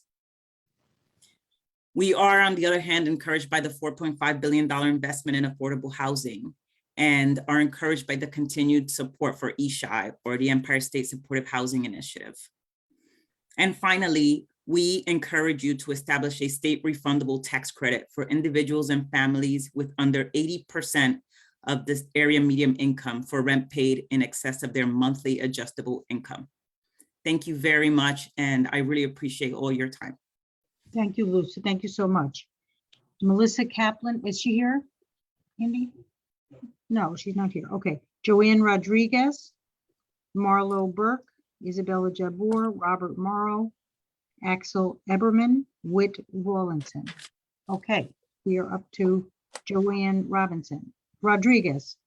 Rodriguez, yes. Hi, good evening, Senators. Thank you for tonight's opportunity to speak on this panel. I first want to just add really quickly, this is not something I planned to talk about at first, but I witnessed all the other testimonies from others. And I just want to add that I also strongly support fair pay for home care.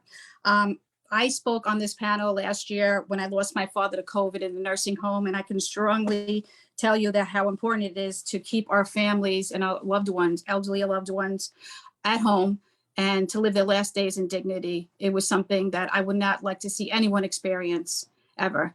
But I'm here to talk about our school system. I am a parent of a child that's in the 7th grade in Yonkers. Now, we have a lot of struggles in our Yonkers public schools, and not just academically, but we have struggles with our children acclimating back into the school system with social skills that they need. And I'm just going to speak from the heart. I've written this all down, but I'm just going to speak from the heart as a parent, what my son's experience in school. Children are smoking vapes. Children are smoking e-cigarettes. These are 12-year-olds we're talking about in the bathrooms, in the hallways, outside of school. My son was approached by many children in his class in the bathroom about this. I'm glad that my son has an open dialogue with me, that I'm able to understand what's going on in school, but there's a lot of parents who don't have that type of dialogue with their children. So we need to implement programs back into our schools that are going to help our children, enrich them, enable them to deal with these circumstances. Our Yonkers public schools, we have a very large, diverse children from all over, different socioeconomic backgrounds. And I think it's very important that we implement some sort of strategy that's going to help them, because as they grow and move into high school and college, like, what is going to be the outcome of their future at that point? If we don't step in right now that they're in 7th and 8th grade, and give them the resources they need, the life skills that they need, and the support they need to make the decisions in life, better decisions in the future. So that is my biggest concern. I've seen and hearing so much from my son this year that is beyond comprehensible. It breaks my heart. I feel like I'm waiting for something bad to happen each morning when I take him to school. And I can only speak on behalf of all other families and children. So please, I ask you, Senators, to please take a close look at this. And it's a sense of urgency at this point. Thank you. I appreciate it. Thank you. Marlo Burke, Isabella Jabbour. Hi, thank you for the opportunity to speak.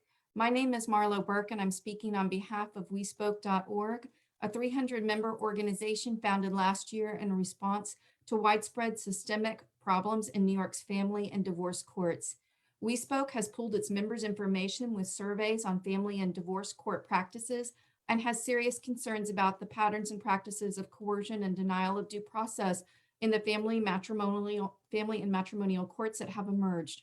We report this to you, our senators, and respectfully request that before you vote to approve further budgets for these courts, you conduct a thorough investigation into these patterns and practices, including a bicameral public hearing for testimony solely from your court user constituents, as opposed to special interest groups, court administrators, and legal associations, so that you're properly informed about how new domestic relations law in 2010 and 2015 has had absolutely catastrophic consequences for New York families, particularly women and children.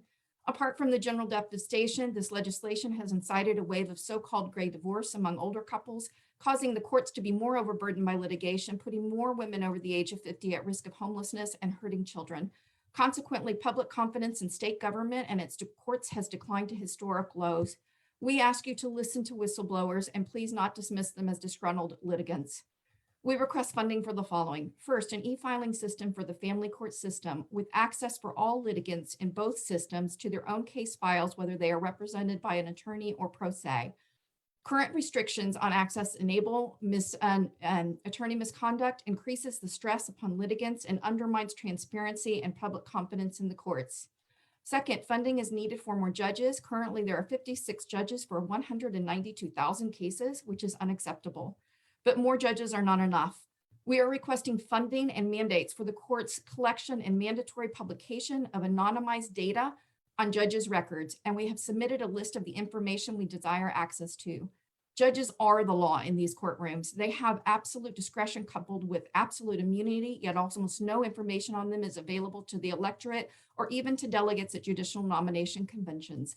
Senators, we also want to tell you that an increase in budget and judges will never alone resolve the current crisis of court congestion. What we are seeing is that a large part of the congestion is being caused by judges who routinely and unnecessarily enable and reward prolonged litigation, trauma, and expense until the financially weaker party, who is still today almost always a woman, collapses under duress and submits to predetermined outcomes on terms of the more money party. These coerced, unjust settlements allow judges to avoid appeals and accountability and to advance their careers, yet they come at life-destroying cost and trauma to families. And because they are so often unworkable and inappropriate, they keep families in traumatic post-divorce litigation for years and years until their youngest child is grown. Judicial procedures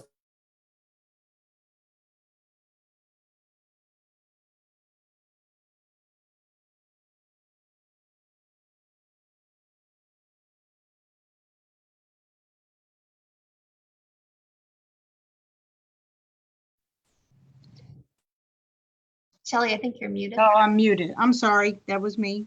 Isabella Jabor, Robert Morrow, Axel Eberman, Whit Rawlinson. Hi, my name is Isabella Jabor, and I'm a sophomore at Edgemont Junior Senior High School, and I'm the Deputy Executive Director at Students Against Nicotine. At last year's budget forum, you heard from our executive director about the importance of banning flavored e-cigarettes, and we applaud you for doing so by including the flavor ban in the 2021 budget. Despite this flavor ban, non-flavored e-cigarettes are still easily accessible to minors. The pandemic has worsened the e-cigarette epidemic, with 1 in 5 teens using e-cigarettes. And with the lack of in-person school and associated adult supervision, this has deepened addiction and diminished quitting opportunities for e-cigarette users. Simultaneously, the costs of vaping have never been higher, with teen e-cigarette users 5 times more likely to experience COVID-19 symptoms than non-vaping peers. The New York State Senate has an effective, revenue-positive option to address the vaping and COVID crises, and that is raising excess taxes on all tobacco products, including e-cigarettes. Specifically, in this year's budget, I urge you to raise cigarette and e-cigarette taxes by $1. New York has not raised a tax on tobacco products in over a decade, and as a result, a simple tax increase would yield significant benefits. And according to a New York study, such a tax on tobacco products would yield over $35 million in annual revenue, save $1.5 billion in long-term tobacco-related healthcare costs, and provide a powerful disincentive to new users, especially teenagers. And as a teenager myself, I can confidently say that an increased parallel tax on cigarette and e-cigarette products will profoundly disincentivize my peers from purchasing another pack or pod. This will be a win-win-win and extremely effective way to boost funding while saving money in the long term and protecting the lungs, lives, and public health of my generation. I urge you to act. Thank you. Very much, Isabella. Robert Morrow. Good Next evening. I Axel want to Robinson. Okay, go ahead, Robert. Thanks very much. I'm Bob Morrow from Yonkers, and I'm a family physician for many years, and most of you know me. And I thought I'd give you a gift for staying up so late and listening to everybody and bringing up something that's nonpartisan and you could put your names on, which is the Hudson River Trailways, which we could build next to the tracks of the MT and Amtrak. All they ask of us is an engineering study, which is about $3 million. To design it, and then we can go ahead and find the money to build it.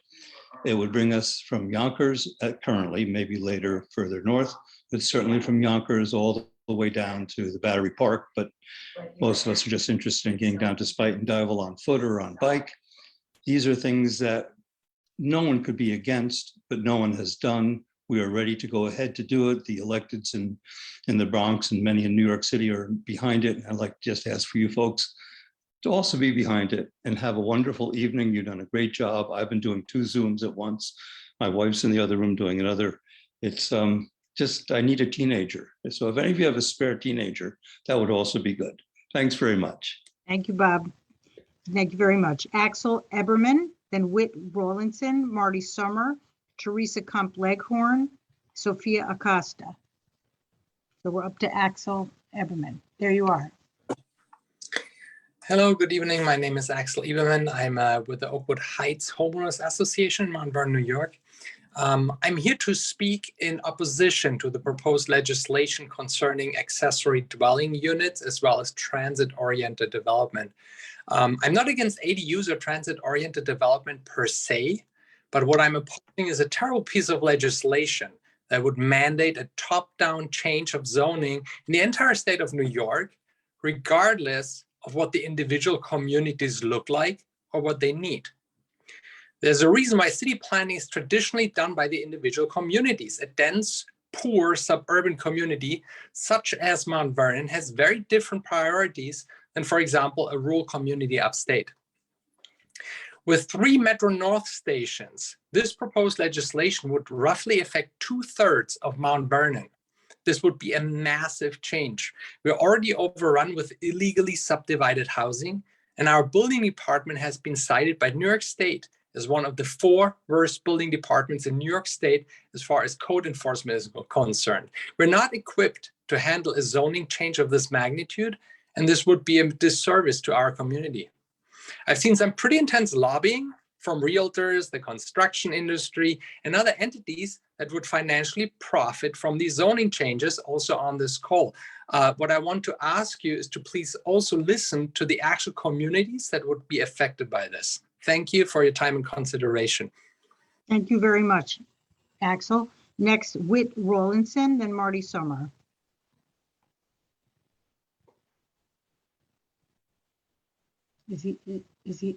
He's coming up. Okay. There you go.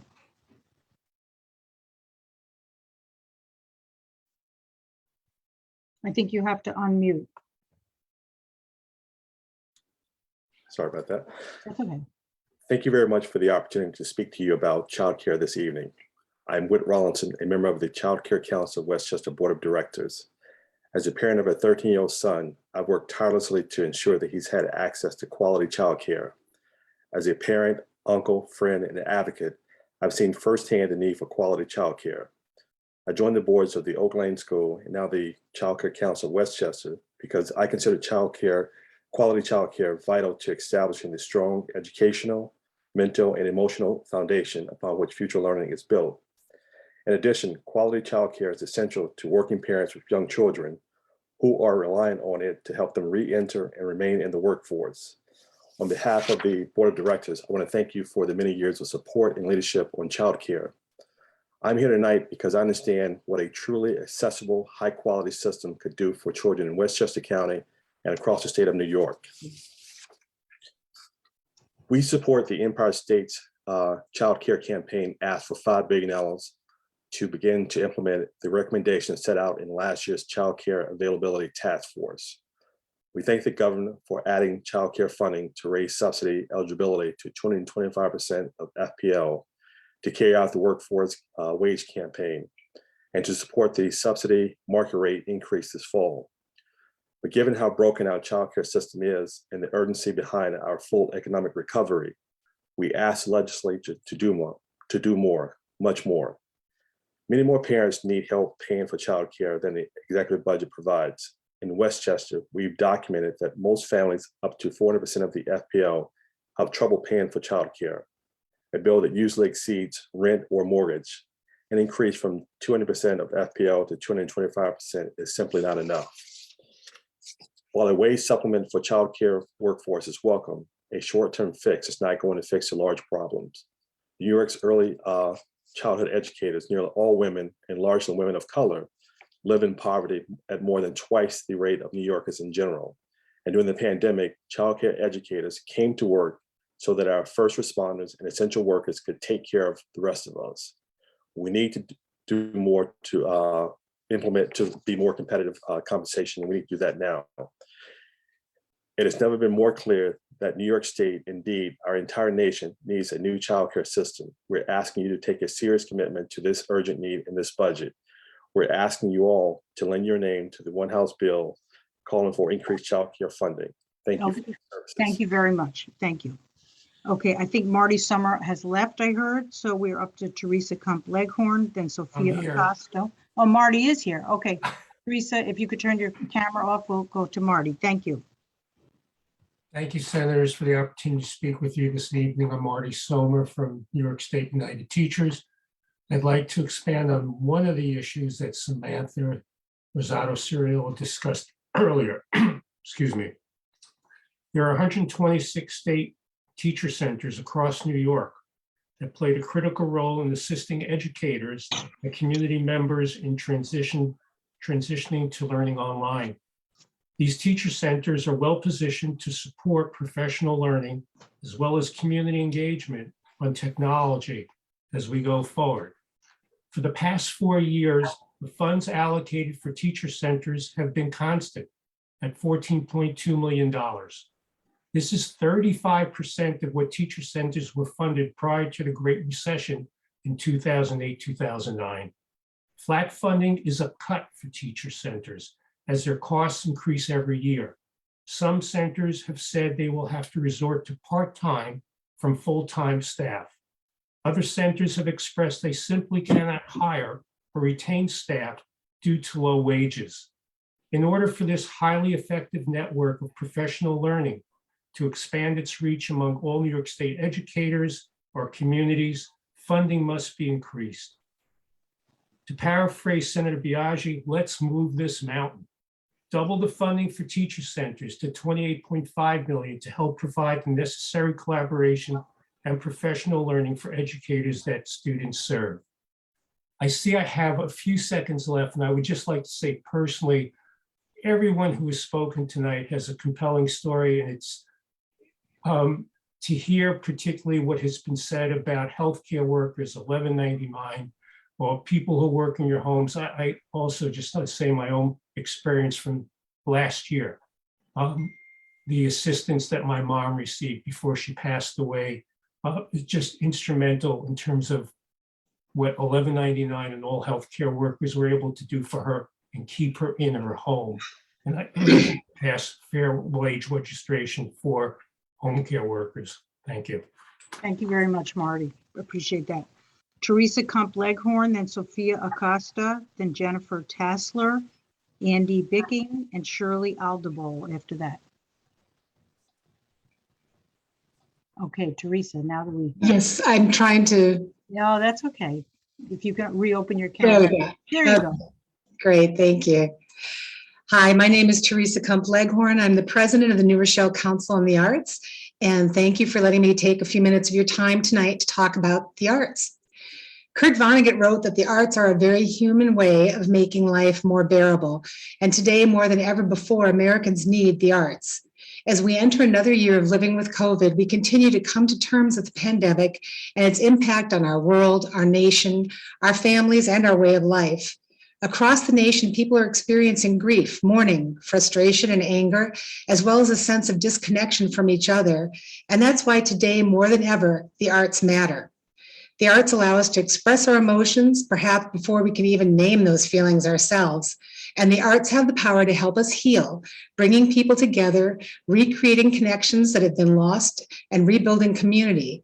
Indeed, art restores optimism, fueling hope for a better future. As you know, in March of 2020, New Rochelle was the original red zone, the epicenter of the COVID epidemic in the United States. With no model to follow, our city was under national and international scrutiny, and our citizens were put to the tests. It was frightening and sad. It was difficult as houses of worship, schools, and businesses shut down. Our city and our nation had to learn a new way of interacting and moving to a life lived online. For the New Rochelle Council on the Arts, that meant canceling all of our in-person programming and pivoting to virtual exhibits and events. Gradually last summer, as vaccines became available and the restrictions started to ease, we began organizing in-person events that took into account the new normal, choosing outdoor spaces to gather, requiring masks and social distancing. And what we saw was astonishing. A performance of Shakespeare at Hudson Park that drew 100 people pre-COVID brought an audience of 600 people. Our outdoor concerts, which once brought audiences of 100 to 300 people, regularly drew double those numbers all summer. And attendance at our annual Arts Fest, which had venues representing the work of 150 artists, was off the charts. We heard loud and clear was gratitude. Your mic is having a little bit of problems somehow. And you're also out of time, but I just want to give you another minute, a few seconds to finish up. Okay, thank you. I will skip ahead and just say people were very grateful to be able to get together and enjoy the arts together. We're a completely volunteer nonprofit organization relying on support from donations and most importantly from you, our local government, and we appreciate that support. Currently, we have a proposal under review to use Restart the Arts money for an exciting event in April that will engage thousands of residents and visitors. And I urge you to support Restart the Arts funding. It's vital, and it's something that we really need now more than ever. Thank you very much. So much, Teresa. Oh, Sophia Acosta, she's here. Jennifer Tassler, Andy Bicking, Shirley Aldable, Corinne D'Amato, and Janet Langson. Okay, we're up to Sophia. Hello. Hello, my name's Sophia Acosta, and I'm a junior at New Rochelle High School. I'm president of the Green Club, and I feel responsible to share how climate change is affecting my community. First, my school suffered catastrophic damage from Hurricane Ida, forcing us to start the school year remotely. I had already spent half of my freshman year and all of my sophomore year online. After a year and a half, all I wanted to do was be in a normal school environment. I had never expected a flood this bad to occur, and clearly no one else did, as our school was completely inundated. Even today, we still don't have a library. And this is all a result of climate change, which has clearly caused more extreme weather events. Human-caused climate change is making hurricanes more dangerous. Hurricane Ida was a prime example of those changes, and scientists say storms like this will become more common as the planet warms.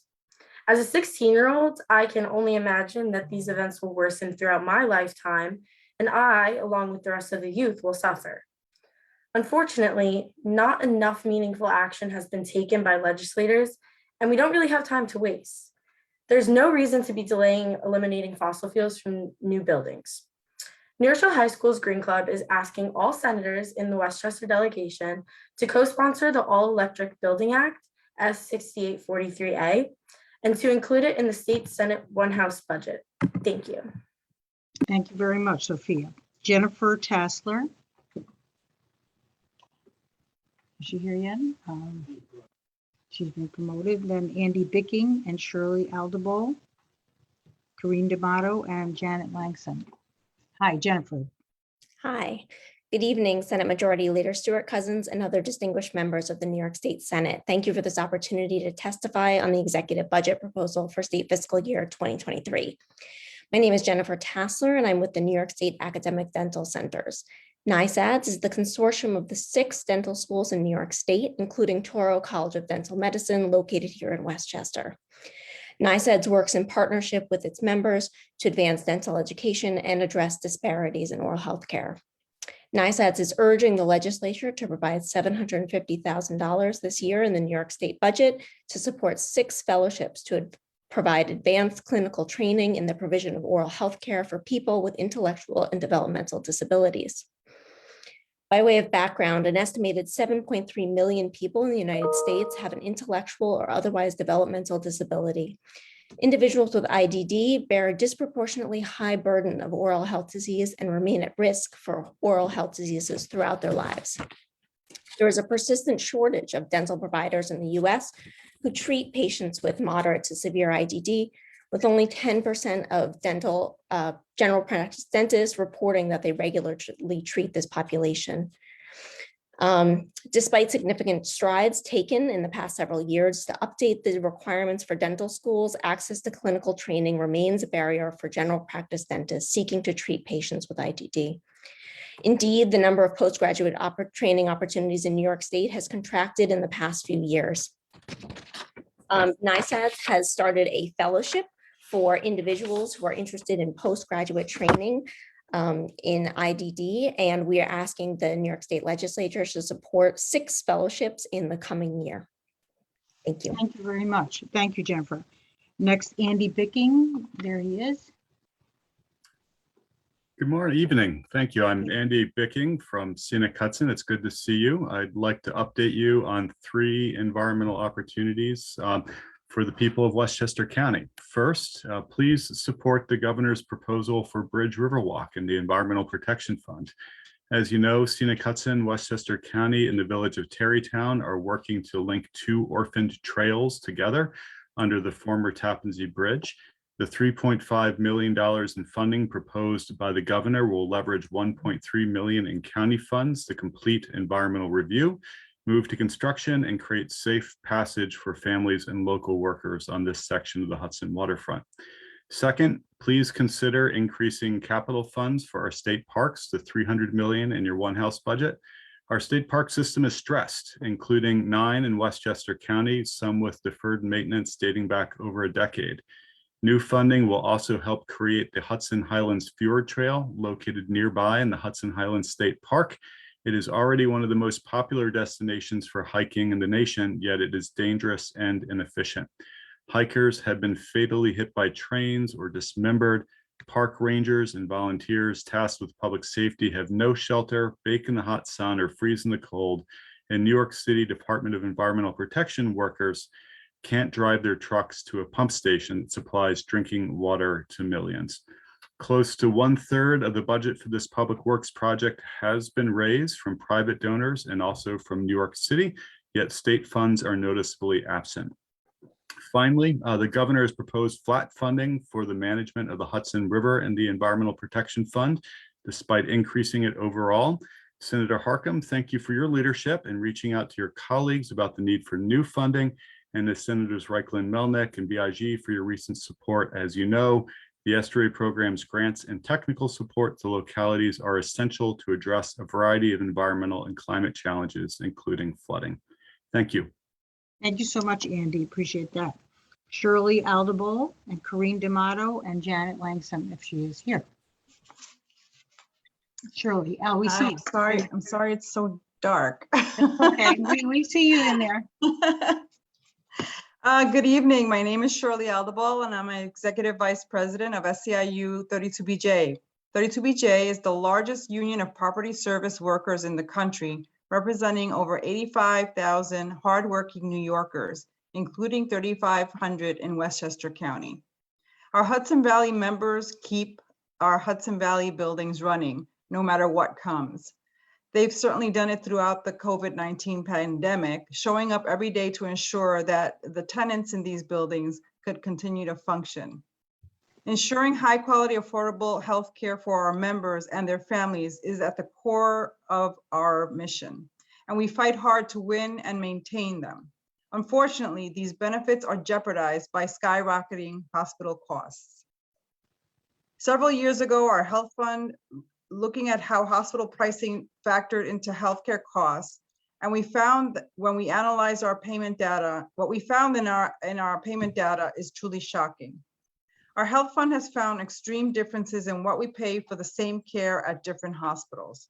The disparity in prices for the same care at different hospitals lacks rational justification. And we aren't talking about groundbreaking new procedures.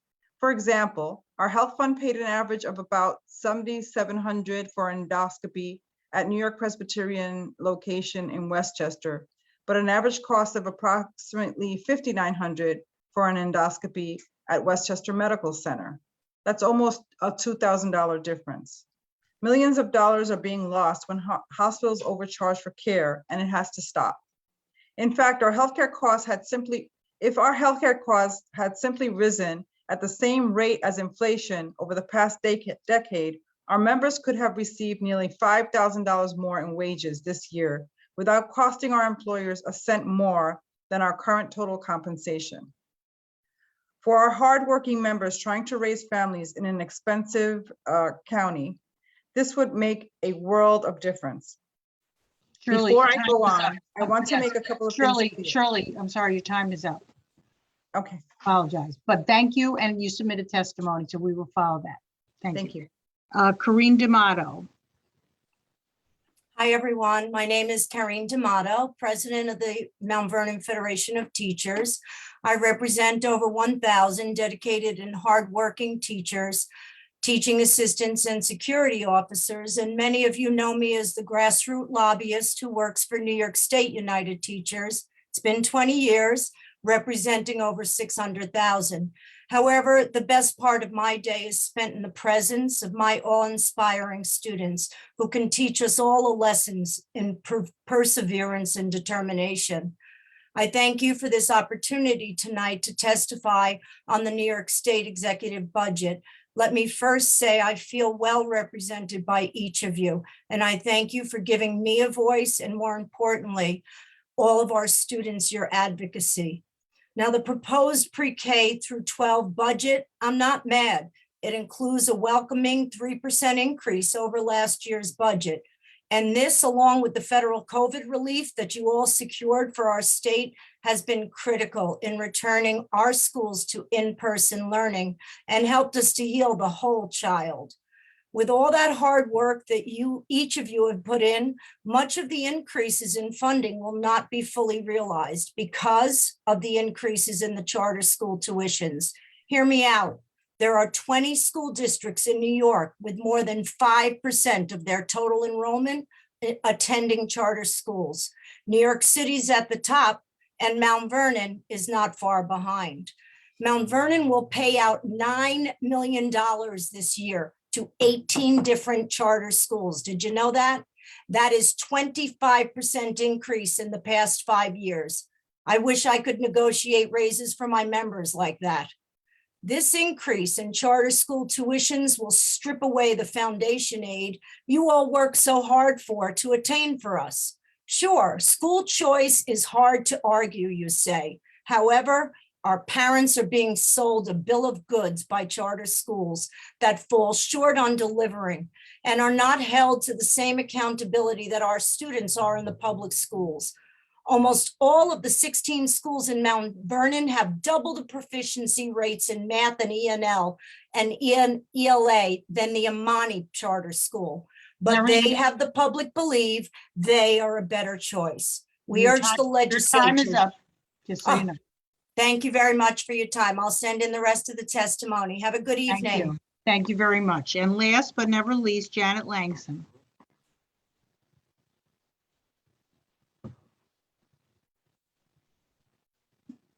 You have to unmute when you can, Janet.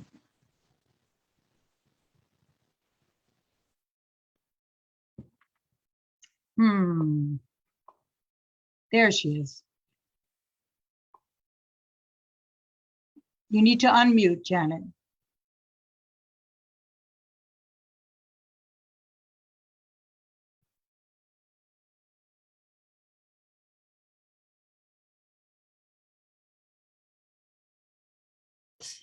There you go. Listen, bless your hearts, all of you.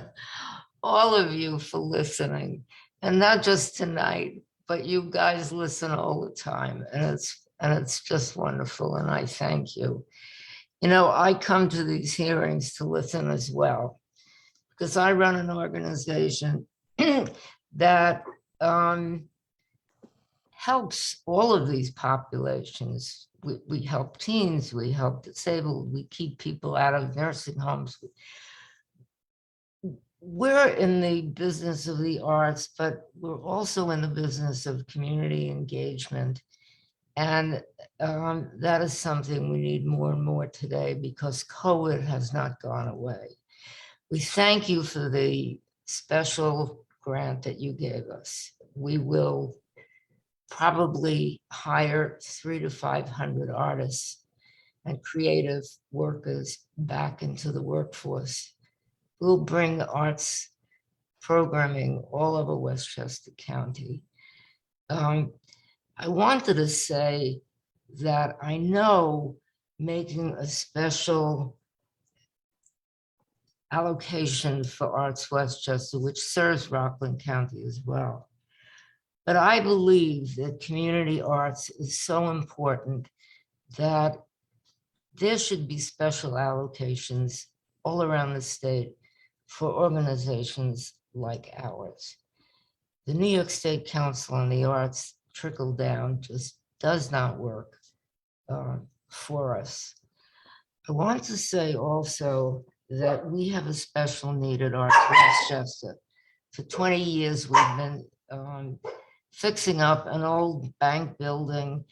We have a loading dock that's about to fall into our mechanical room and cut out all of our heating and mechanical services. So we asked for a special allocation for that. The money that you have allocated for Restart the Arts, we are not the beneficiary. Our organizations, of which there are more than 250 in Rockland and in Westchester, are the beneficiaries, and we hope to let you know how wonderful. I don't know if I have one more second. No, you don't, but it's you. We'll give you very end, 1 second. Very end. We got a proposal from the Chappaqua Orchestra, a small orchestra, not the Philharmonic, nothing like that. And I looked at it and I said, Jesus, you know, do we want to do this? And the panel came back and they said, you know what?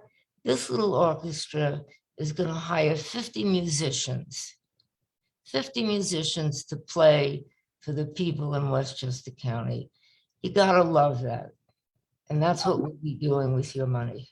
Thank you very much, Janet. Thank you for waiting patiently. We're very appreciative. My pleasure. We are beyond our time. Certainly want to have Majority Leader say some remarks. I do want to thank, before she gets there, Emily Lavin, Marianne Joyce, Rachel Estroff, Andy Booter, Cliff Weathers, Lindsay Houlihan, our 2 ASL interpreters, Max and Jennifer, and Laby and Wanda, our 2 Spanish translators. And with that, I turn it over to you, Majority Leader. Thank you very, very much, Senator Mayer, and to all of our colleagues who have had the honor and privilege of listening to our constituencies talk about the things that we all talk about all the time, whether it's health or education or arts or climate and housing and legal services and so much more that matters to each and every one of us. So again, your articulation about making sure people have access to justice and healthcare and fair pay and childcare is how we spend our time. And it's how actually we, spend your money. We will do the best we can and all the things that matter to you. But I do want to thank you for giving us the time, the input. And again, thank you, Senator Mayer, your staff and our collective staff and everyone for helping us to do a better job in hearing and delivering what people need for in Westchester County. So I just want to thank everyone and say good night on behalf of our delegation. Thank you so much. Good night, all. Thank you for really a very powerful evening. Thank you all. Good night. Good night.